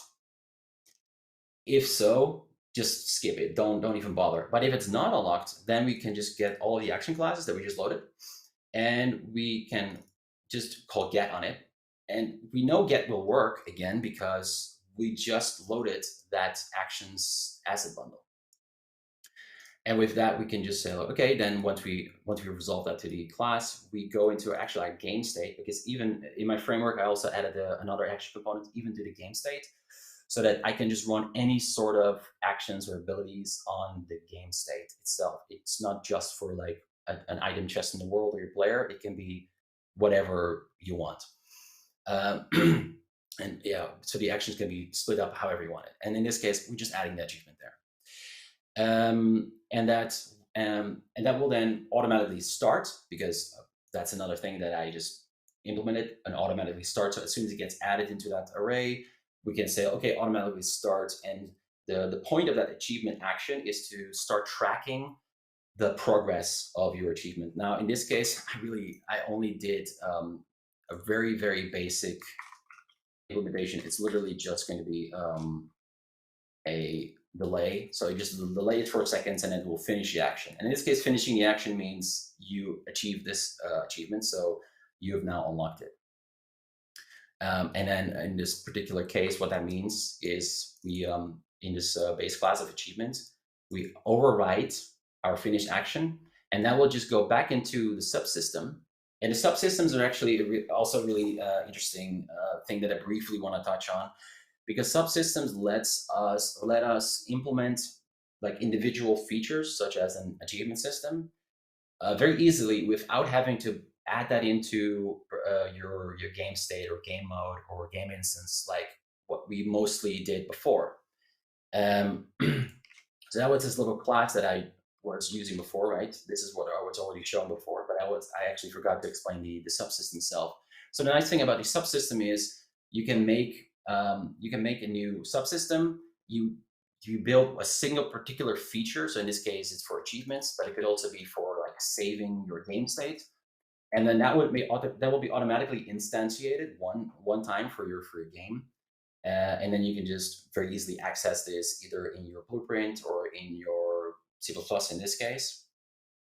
And then it no longer pollutes, so to speak, your basic or your core gameplay classes like the game mode and game state, which is where you would very often be tempted to implement this stuff in. And this becomes even more powerful if you're dealing with like plugins, because if you're dealing with a plugin, you can't really rely on implementing any of this stuff in a game mode base or something, because you might have 4 or 5 plugins loaded. They all might want to derive from game mode base, and then suddenly you're out of luck, right? It just doesn't work in terms of hierarchy. So splitting these off into these little subsystems, it's really not a lot of code that they had to make in order to make this happen, but it's really nice because now we can have one feature for one subsystem, and we can even put this in its own little plugin, so to speak. I mean, of course, it depends on the action system, so not really, but conceptually, subsystems can very easily do that, which is really great because that keeps your code more organized. And actually, in the case of the unlocking of the achievements, I'm once again using gameplay tags, because in my little save game data, I just have yet another gameplay tag container, and that's actually literally the only thing I have in there now for this little experiment. So this is just my save game object, and I can just add in, okay, these are all the unlocked achievements. I can make this name more generic. I could be just like stored tags, and it could just dump it all in there. And then the next time when you're loading your systems again, it will not only just skip starting that action again, but it will also be loaded back in as unlocked achievements. And the nice thing about that is then now we have that array of all the achievements that we unlocked, and then we can very easily pass it into other systems, such as, like I said before, such as a loot table. So we might have a loot table where we say, okay, this is a required a tag that I need to have in order to exist. So let me quickly show you before I try to explain that. I can just show you what the data table that could look like. So for example, we have mutations table. So this would be the different mutations that could exist or that could be applied to a character. And then we have something like required tags and blocked tags. So here what I can say is, okay, you need to have this achievement won the game before you're allowed to drop. Or again here, we could have another achievement like once this is triggered, you never want this to happen again. Like it could be like a one-time event that never happens again. You can very easily do that by just using gameplay tags again. So you don't, of course you have to have a little bit of code, but that code is going to be actually really simple. It's not going to rely on any new concept so much, because you can just, again, use gameplay tags like you've done 100 times before if you are consistent with this sort of thing. And so something like this, like a loot table, could look like role item table. This could look like something like this. So this would be another subsystem, kind of a generic one. I call it like game subsystem. And it would just take something like a data table, which can be your entire loot table, and it will return the results. And this is the important part of what I was just explaining. This is just a context tag. So this would just be a gameplay tag container that before you roll on anything, you just fill this with whatever is relevant. So that could be the zone you're currently in, or it could be the whatever kind of tags might be applied on your ship, if that's somehow relevant to your loot table. But it could also be the achievements. So all of them would just be combined together, be passed into this function, and then you suddenly have something that can have very complex loot tables without the code itself being super complicated. Because before we actually roll on anything, we just, on the row, which is like the row in the data table, we just call like get item weight. We pass in those tags, and then we just say, okay, do we actually have any of these tags? Or actually it's here. So for example, here, do we have all of the required tags, and do we have none of the block tags? And then in that case, we're also check for a tag query. Tag query is a whole nother thing that I've never actually used, but it's could potentially be interesting. It's like another concept, which I'll just briefly go over it, because I mean, I've never needed it, so it's maybe a bit too complicated, but it lets you make almost like SQL or SQL expressions using, basically using database queries almost to do comparisons. Well, again, like I said, I never had to do that, but it's there if you need it. It is, let me show you, it is F gameplay tag query. That's just what that is, and that is actually something you can then call and say, okay, the tags to be passed in doesn't actually match this query. That could be, and that could enable you to make super complicated loot tables if you were so inclined. But I found that just using the required and block tags is already certainly enough. So yeah, I went off on a little bit of a loot table tangent there, but I think that's it's just another nice example of showing gameplay tags and how they can be used in all sorts of different ways. Before that, I was in the achievement subsystem, where again we were using gameplay tags, and I think that's kind of like what I wanted to show, because the achievement system itself is really basic, but it just again uses action system, it uses gameplay tags, and it can reuse a lot of the heavy lifting, and that means that this system itself is just relatively basic. Let's see what else I want to show. Are there any questions from this so far before I go into the next thing? There were some questions asking about what you think would be the best way to organize gameplay tags. Yeah, that's a good question. I mean, this is also naming stuff is honestly the most difficult thing in the world. Absolutely. So we have gameplay tags. So here, these are kind of like my categories. So I have the attributes, which is your category. Then I have one for actions. So these are all the names that I provide to different actions, so that I can trigger them and identify them based on a tag, rather than having to cast to a specific class. And also, for example, I can have then multiple different actions that react to the same tag. So that's all listed under action. And then I have my achievements. So these will all just be the rough name of the achievement. Action queue. This was actually just the experiment that I did with gameplay queues, right, where I split my actions from the effects. So I'm not using that in particular, but another example. Then we have the blackboard. So this is just all of the potential blackboard values that I want to store. So yeah, and then for example, I have one for damage, armor, critical hit, glancing.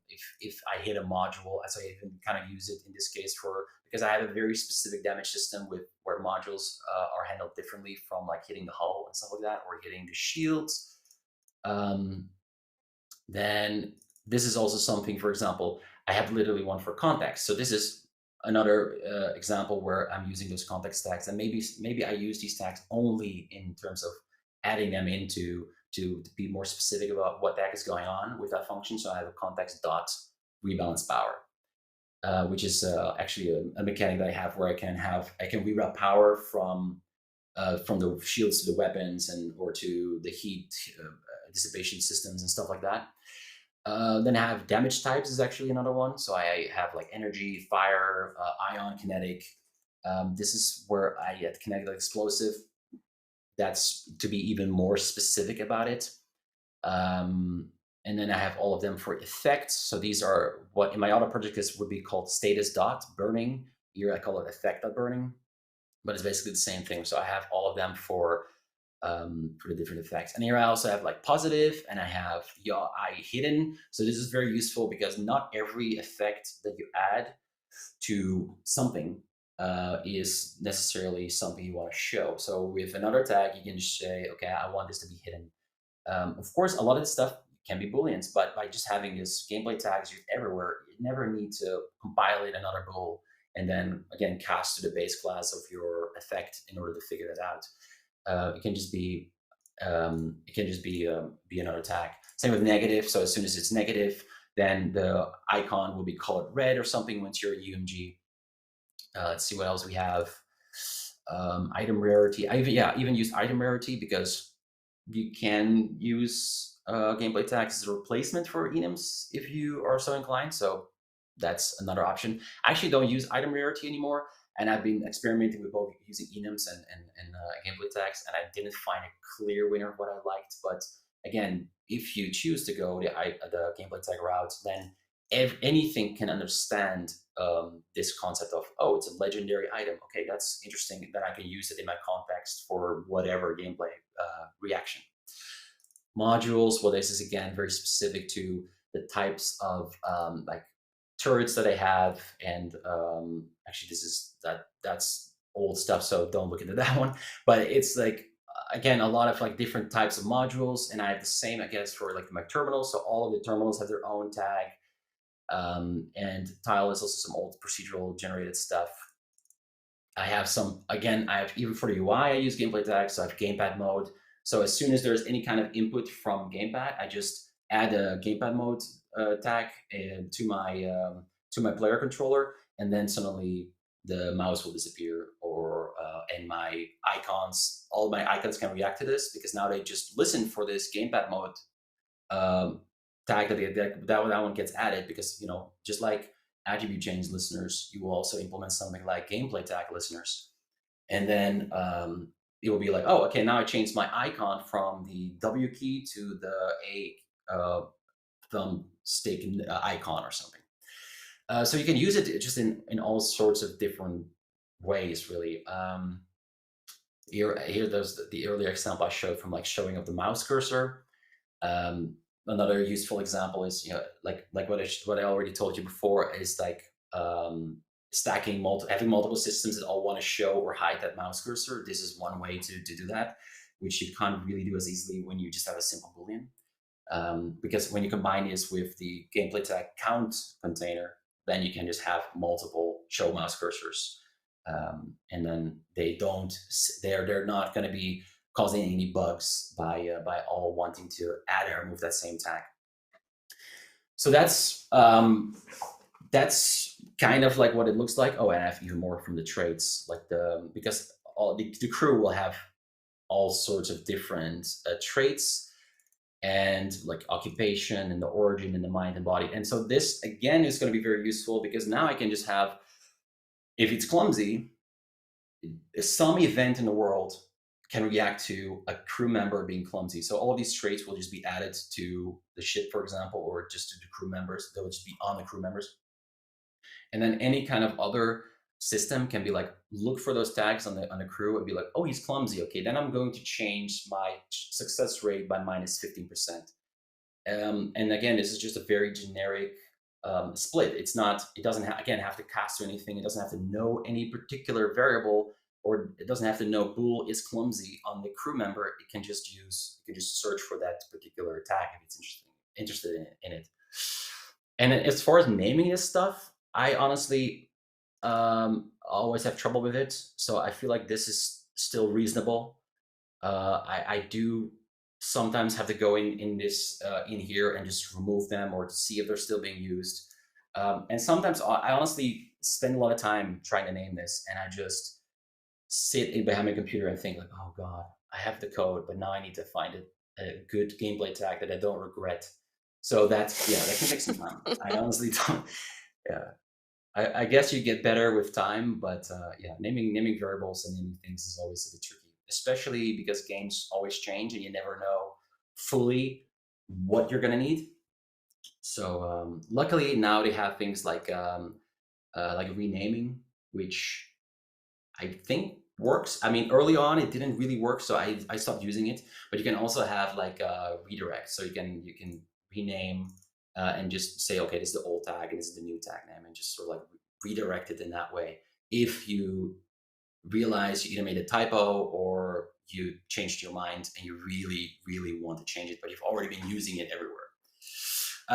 So yeah, that's all I can say about like gameplay tag naming. I mean, I agree with you. I feel like naming anything is always the hardest part of the whole project. Yeah, that's certainly true. Including the game name. Yeah. Yes, yes.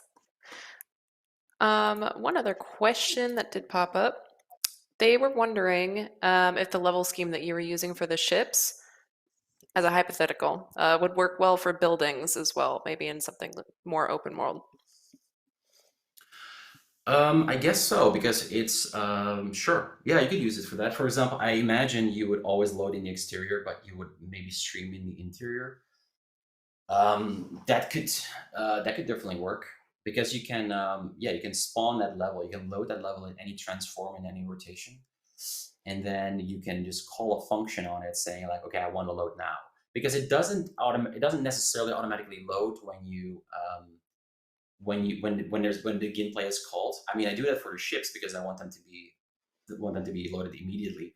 But you can just call, that's implemented, is like load after like 10 seconds or whenever you want it, but you can also unload it. So the same could be done for building interiors. You can just say like, okay, don't load it until this collision volume is hit, or until some kind of door gets used, for example. In some cases, opening the door is a bit late because then you suddenly see it all popping in. But if you have some clever level design there where it's like a door, but then first a corridor, and after the corner, that's where you have your interior, that could still work, I guess. So it definitely works for that. And a nice thing about it is because it's if you want it to be like loaded based on distance, that actor already exists. So you can have any kind of logic there. You can have a giant sphere that has a generate overlap event, and once it gets triggered, you start loading that level that's held as a variable inside of it. So yeah, it definitely possible. And that was actually also one of the earlier reasons why this came into existence.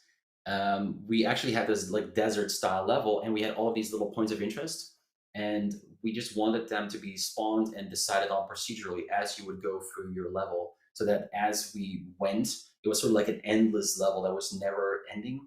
And then you would just pop up these little pieces of like static meshes, and you would be able to load them at a certain distance. That's a cool usage of that. Let me look through here real quick. Amanda, did you spy any good ones?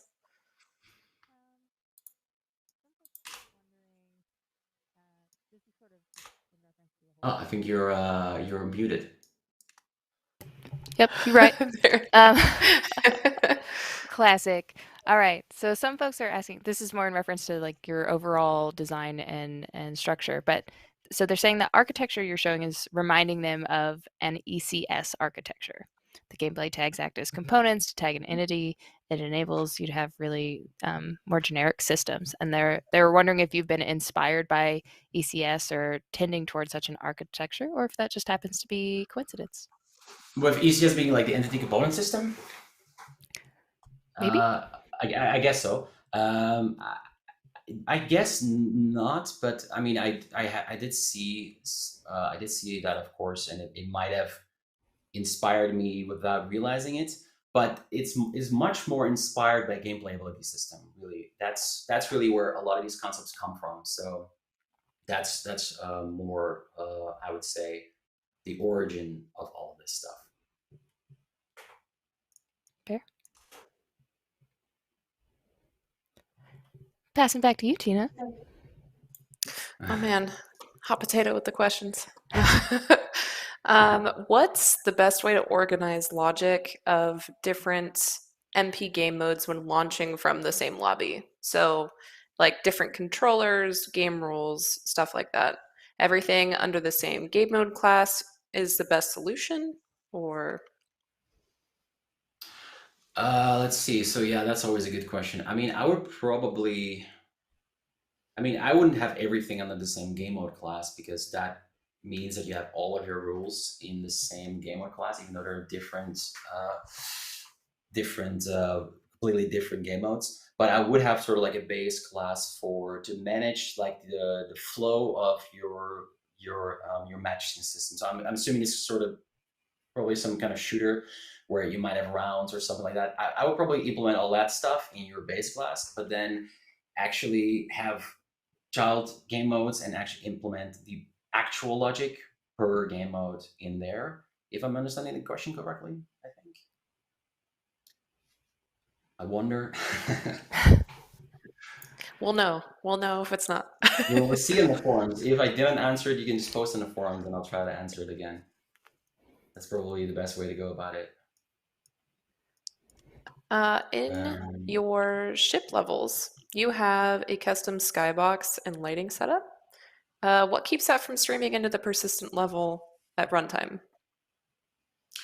Well, it's going to be, let's have a look, because it's by default that level doesn't load all of the levels that are being used by it. So it would only load if you say it as always loaded, or if it's somehow otherwise connected. But it's not connected in that way. It's just a thing. And actually, I'll also put it in like or here you don't even see it. I think I have it in a different level. Or did I have it in here? Oh yeah, I was searching. That's why. There we go. The base scene setup. So this is in a different level.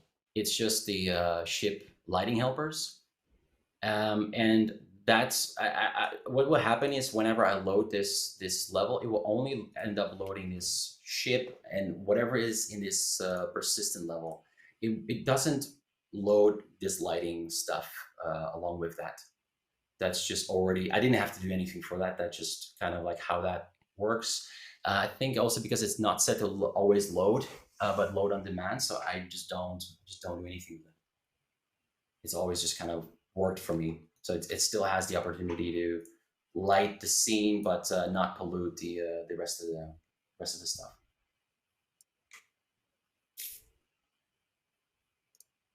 Yeah.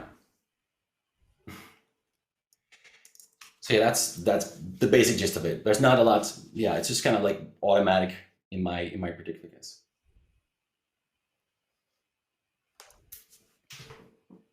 Awesome.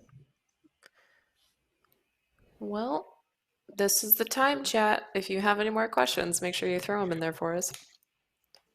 Yeah, one thing I can meanwhile do as maybe more questions accumulate is I can quickly show the concept of blackboards because I only show like that it exists, but really show very little about it. So let me see if I have another example. I think I would have something in my AI, so maybe I can combine it with just showing off the AI a little bit. So if we go back into the code, then we have something like a Blackboard component, and it has nothing to do with the built-in Blackboard from AI. So maybe I should find a different name, but it's just the concept of Blackboard. So I'm gonna stick with it. And what that can do, again using gameplay tags, because I'm using it everywhere now, you can store whatever you want based on the gameplay tag. And I showed that also before a little bit. And it could, in this particular context of like an AI, you might want to store like your target actor, whoever this ship wants to deal damage to, and you can just very easily store that as a Blackboard value. Let me go into utility AI. Let's see where I have the set or select target. So again, I'm going to try and explain both concepts at once, because this AI, which is utility AI, so it's using, again, none of the built-in stuff. It's just a list of actions again. So again, using the action system, even for the AI, that all have their own little scoring function. So I'll show you the flow of what that looks like and how to build like utility AI in like a few minutes. So it will be a very brief version of it.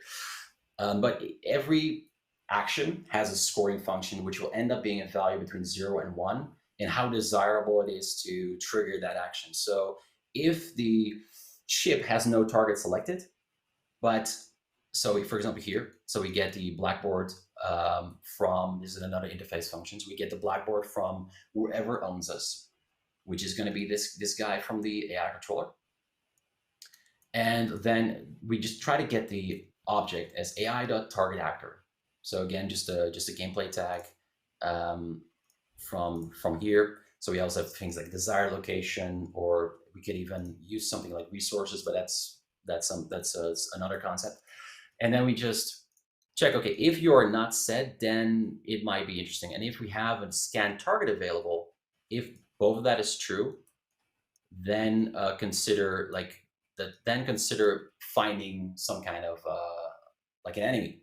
And if we then do have an enemy, then we say like, okay, then the score in this case is very basic. So normally you would have like a slightly more granular scoring between 0 and 1.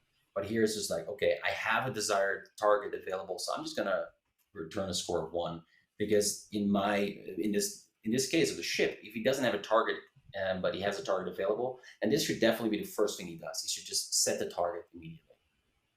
So then the score will be 1, which means it will be very desirable to try and start that particular action. And then once that action starts, and I'll show you a little bit later like how he actually goes about picking actions and stuff. But when he starts his action, he once again just get the object, and it will make sure that first, if there is an existing object, so this is very game specific, I just remove the tag, like, okay, you're no longer targeted. I just want to make sure that tag is removed. But the interesting part that I wanted to show off here is just we set the object. So this is just another function that will be able to set based on a gameplay tag. We can fill the Blackboard with a particular object. It could also be a vector value, or so we, for example, if you go here, we can set, and then we have, like, it could be also, for example, set float, or we could even pass in a struct or a vector if we wanted to, and then we store it to a particular gameplay tag. And then the nice thing about this is, again, just like every system, it's always nice to, once you design a system like this, to immediately have like one way to have an event listener. So now whenever this object gets set, some other piece of code, if it wants to, it can be listening for the moment where AI gets a target actor set, and then be like, okay, I'm gonna trigger my own event again. But in this case, we just set that object so that it is stored in the AI controller, and then it just has it available for other actions to use without having to cast to a specific class or anything like that. So that's kind of the concept of Blackboards, which is the same concept as Blackboards from the AI module built in. But the nice thing about this here is we use gameplay tags, and we don't need to create the whole Blackboard and all the potential beforehand. That's something you need to do with the built-in one, because that's how it's being used with behavior trees. Otherwise you don't have that little drop-down menu to configure your behavior trees. But since I'm using none of that stuff anyway, I just made a new Blackboard which has the support for gameplay tags and to just add whatever information at runtime without having to pre-specify all that stuff. So that's the kind of like the concept of Blackboards. And then one other thing you can have, and this is really nice for certain games, is to have one global Blackboard, and that's where you can just write whatever data you want to a global map, a global list. Now I'm not really using it that much, except for like the player ship, like I showed a little while ago. Let's see if I can still go back, because we might have different people watching now. So the player ship, here we have the global Blackboard that we can just grab, and then we just get the object. In this case, it will grab the bb.playership. So but you might also use this for all sorts of stuff. So let's imagine you have more of a like a story-driven game, or you have all of these decisions that your player is making, which is also, I got this idea originally also from the guys from Firewatch, who have a similar Blackboard system where they can just write any sort of information, which often ends up being booleans or floats, like very simple data.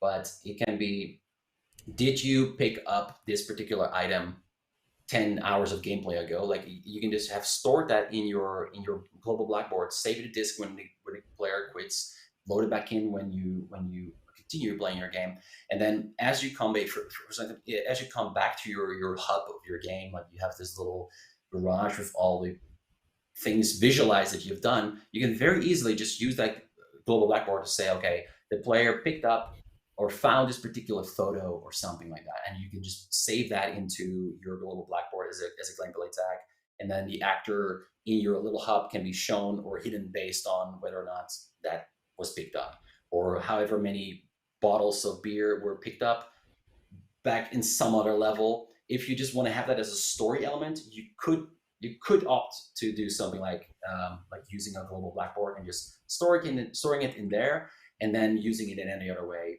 you might want much later on, which is especially useful if you make a more complicated game with a lot of story decisions.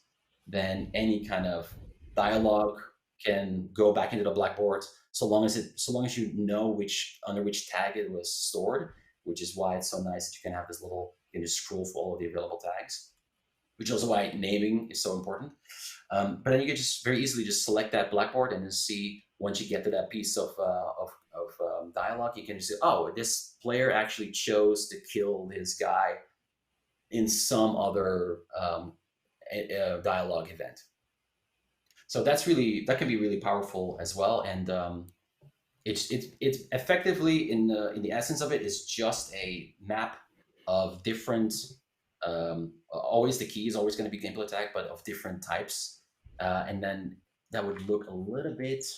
I mean, this is one of those cases where I have a lot of like different prototype code in there, so I'm going to try and skip over the prototype code and just keep it to the simple stuff. So here, for example, the most basic implementation of that, I say basic, but relatively basic, is Blackboard key, which derives from UObject, and it only has the gameplay tag, which is the key, but it doesn't implement any kind of type information yet. But for example, here we have Blackboard key underscore float, and here is where we add the float to it. So this is just the most straightforward syntax-wise way of having different types by just subclassing your object.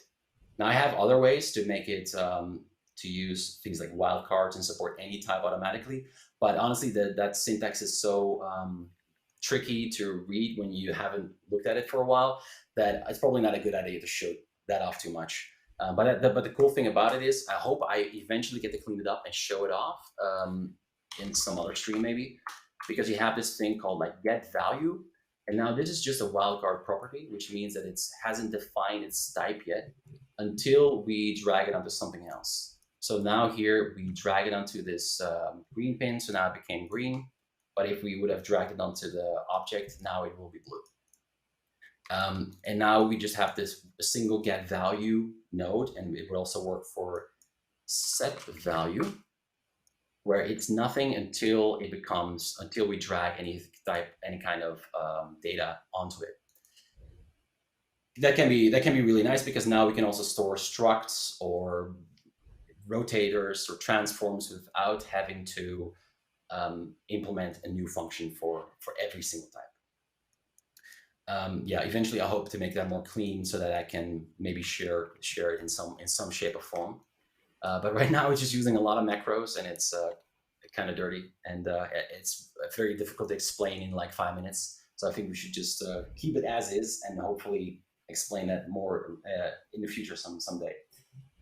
Let's see what else I wanted to show from the Blackboard. I think that's kind of like the concept that I wanted to show. So then I can go a little bit more deep into the AI, the utility AI, because we have it's my utility AI, and I wrote about it like twice, I think, so far, and I want to write more blog posts about it. But so far, all my utility AI is actually blueprint based.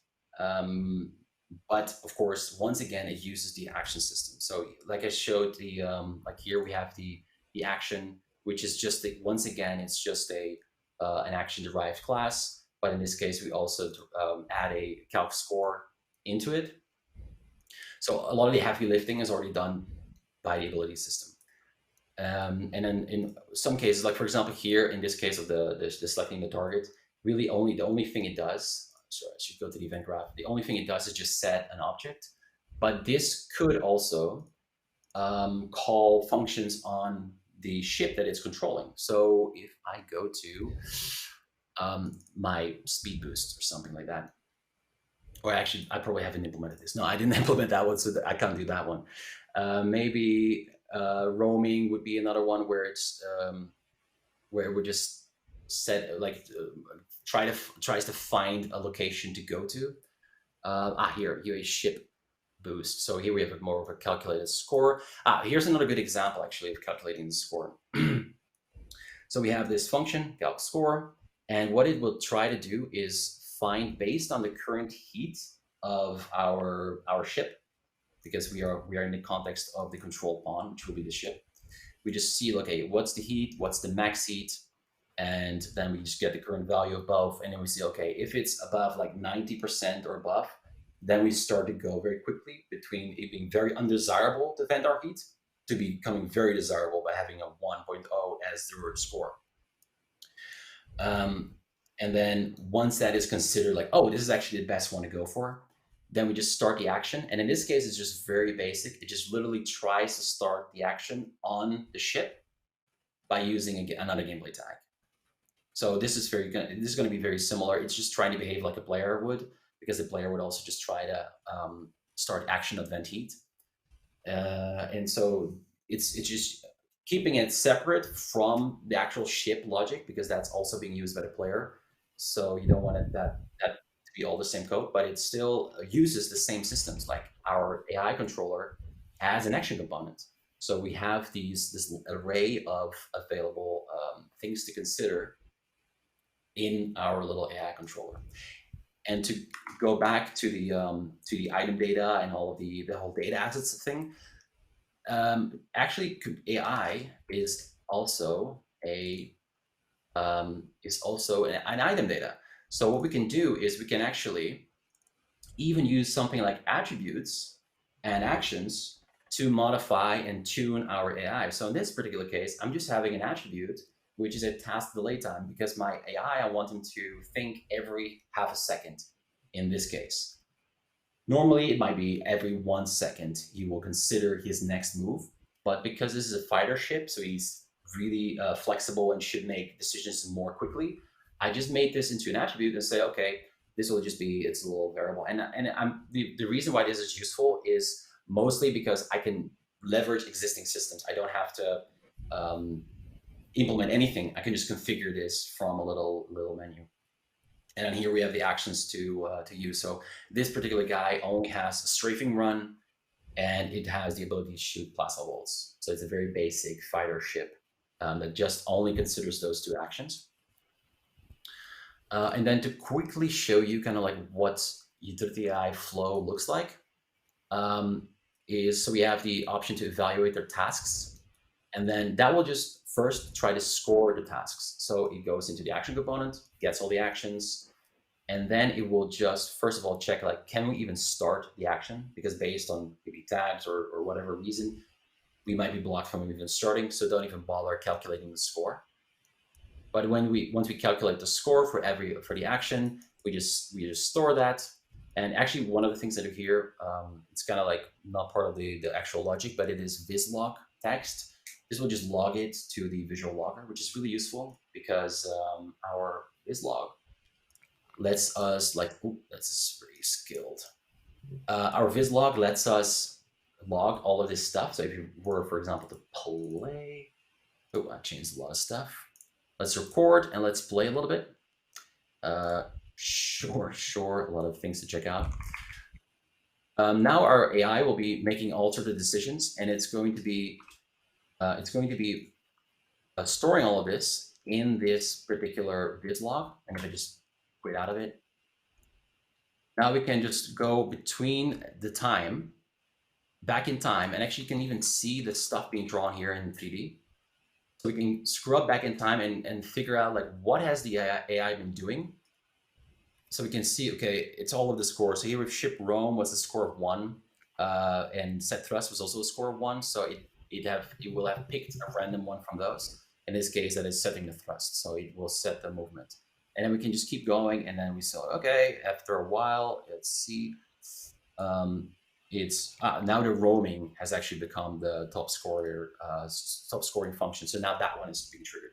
And you can combine this with drawing all sorts of shapes as well. So then you can see actually everything that he considered after it's already happened. So you don't have to go into your log and try to figure out when something happened and how that looked visually. You can sort of go scrub on your little timeline. So that's why I added stuff like this. And then I have other vislog, like vislog box and debug string and things like that, which will draw those little things in your viewport in 3D. So that is really very helpful for debugging your AI stuff. So then once that all has been scored, we go out of the function, we get to selecting of utility task. Well, this is just going to try and find the best task.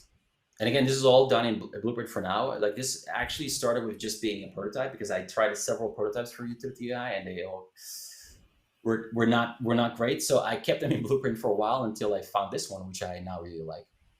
So eventually this will be baked in C++.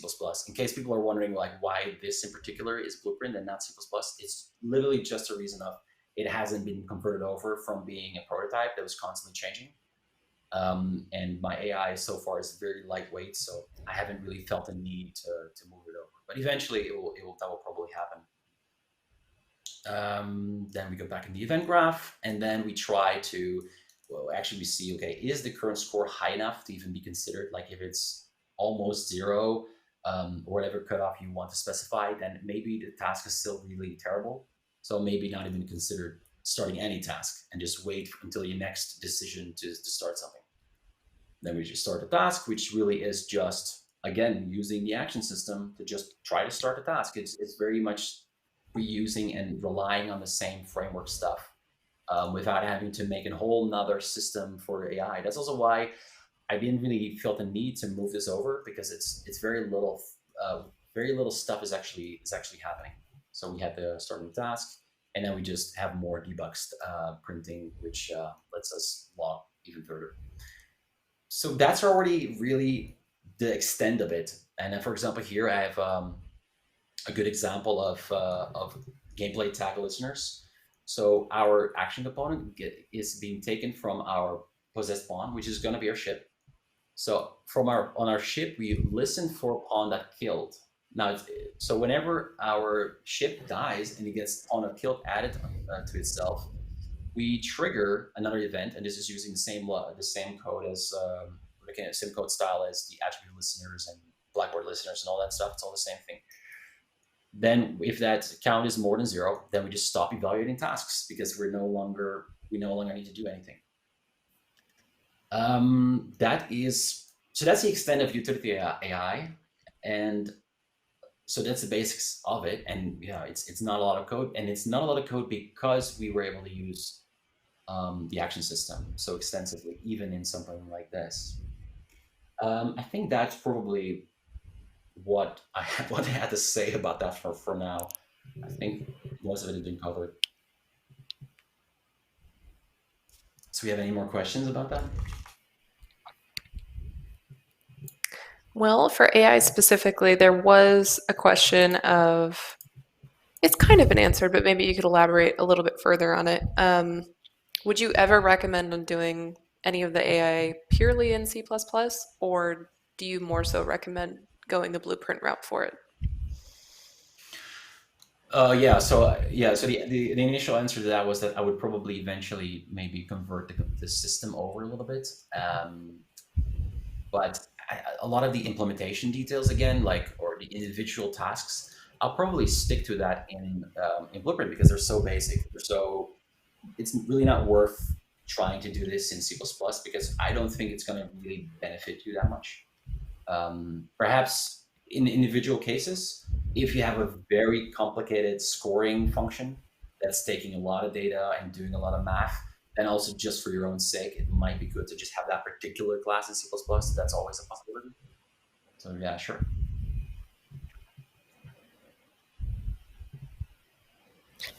Someone who's asking, what's the main benefit of storing historical events on Blackboard? So why wouldn't you use, the static class? And same for gameplay tags versus static classes. Could you share with them? The historical data? Oh, I see. Well, the thing is with one of the reasons why I like using the Blackboard in those cases, whenever it's like public data that you want to share between others, is that without adding additional code, because the Blackboard system already exists because it's already being used in other places, it's that you can just reuse the existing code. You can just have you can store any variable as a gameplay tag, and then also listen for that value being changed without having to implement that for every single variable you decide to add at some point. So that's already kind of like a small benefit, which I think can be very useful in certain cases. But definitely it's worth considering when it's useful to have a Blackboard, because definitely not every variable should be a Blackboard. I think when I first built the system, I was so excited about this. I'm going to use it for everything. And that was a huge mistake. Definitely not the way to go. So yeah, be considerate about when you use it. But the thing where you can just store any data kind of generically, also in the global Blackboard, without then having to have a huge list of variables, because it's just going to be hidden. You don't have to write them all out beforehand. And then the idea of having an event listener that you just implement once and then it works for all your variables. So if those are going to be useful to you, then it's a good idea. Otherwise, for example, if it's a private variable, it might not be worth it. It might be more trouble than it's worth. But if it's a public variable that others want to listen to, then I think it can be a good idea. But yeah, use your common sense with this, and maybe initially you get a little bit carried away with it, like I did. Excellent. All right. Well, before we wrap up, got a quick fire question for you. Is there anything you wish you knew? Anything that you know now, quicker things and things not to waste time on? Oh, that's a good question. Also a very, very difficult one. I think In certain cases, I think setting stronger deadlines for myself would have definitely be a good idea, because you have to consider your own capacities. Like if you're a solo dev, then a Blackboard be might be already a little bit overkill, and then especially trying to make it really fancy by having to get value, set value with the wildcard. It could be worth it if you're trying to sell it on a marketplace or something, because then you're going to make some money off this, and then other people get to use it, or if you share it on a blog post or something. So that's why I was still stubborn enough to try it anyway. But looking back at that sort of thing, I sometimes think like, oh, okay, I get carried away easily by making systems really fancy and really complicated, and then realize actually I could have just kept this simpler because I'm just a solo dev. I'm trying to actually get a game done. And the other thing I've really I got back onto is initially when building things like inventory systems, we were always so worried about performance that I probably rebuilt the inventory system for this other shooter game 4 times or something, every time thinking, I can make my items as actors. And then I was like, oh my God, that's so dumb. I should make it objects. And then like, oh wait, but now I don't want to spawn too many U objects, so I'm going to make them structs. And then I realized, wait, no, I'm making it too difficult. Structs, or I have this other problem with passing it around in Blueprint is kind of annoying. So let's just go back to U objects again. So being too worried about performance was definitely a bit of a problem for me, especially early on, because I didn't know what I was doing.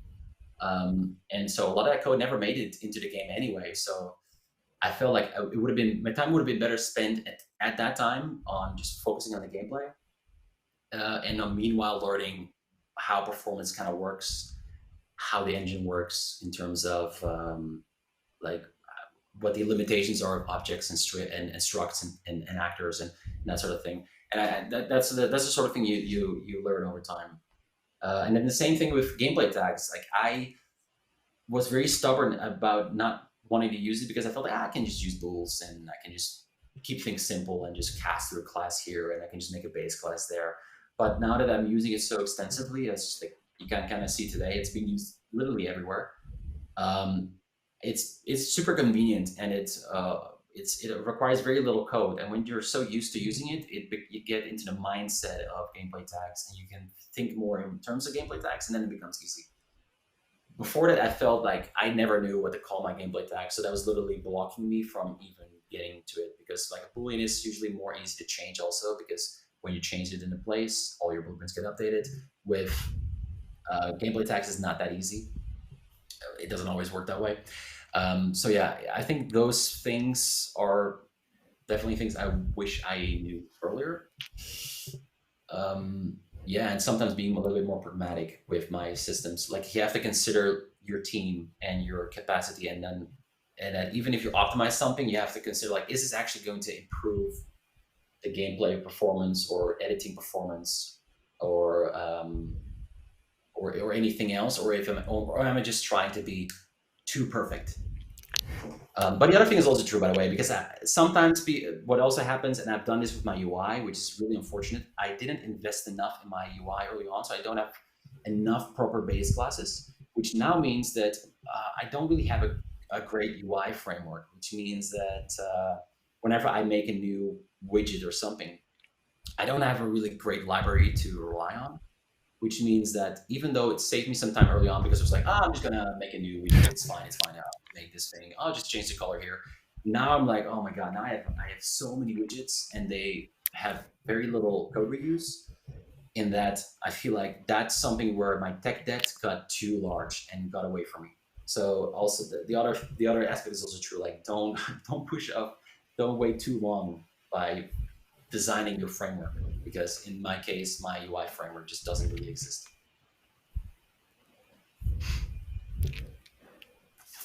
Those Good are some advice. really great, yeah, those are some great tips there. There you go. There is your gift, chat, bestowed to you by Tom. Don't make the same mistakes. All right. Just learning all the things as you dev, right? Yeah, absolutely. Yeah, exactly. And also there's a lot of things that I had to learn over time, say with like multiplayer code, and one thing I hope is that people like can either look at the GitHub projects and like see how I've designed some of the systems, or they get the chance to take the course, and then they will hopefully save a lot of time of the things I had to figure out myself over the many years that I've dealt with all this stuff, because a lot of it is just not mentioned or not shown or seen, and you just come across it in like painful ways with hours of debugging. So having someone tell you or show you, either with a sample project or some comment, or like the course videos is definitely can save you a lot of time. Which is helpful. It really is nice to have a couple of those just quick little things you can tuck away, keep in the back of your mind. So thank you for those. I'm sure that's going to be really helpful to a handful of people. All right. Well, I think this is a great place to wrap up right there with a couple of those nice little quick tips that you can keep in mind in the future. Thank you so much for being on the show. It was an absolute pleasure being able to walk through your thought process on a lot of this stuff, being able to see your game actually function, and kind of getting into, the lifting the hood, seeing how it all works. That's really invaluable information, and we really appreciate you coming on. And then, of course, absolutely, come back, please. And then for our viewers as well, thank you guys so much for watching, of course, and asking all of these wonderful questions. Chat was absolutely on it with questions today, and that was awesome. So thank you guys for being here and watching.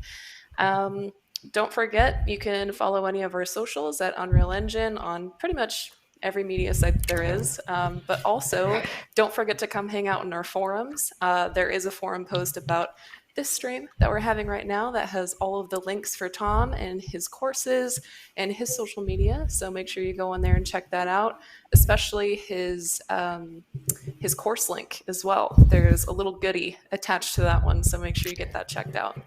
But with that, thank you guys so much for coming. And of course, thank you, Amanda and Tom, as well, for making this the lovely episode of Inside Unreal today. And I hope you guys have a fantastic day / rest of your week.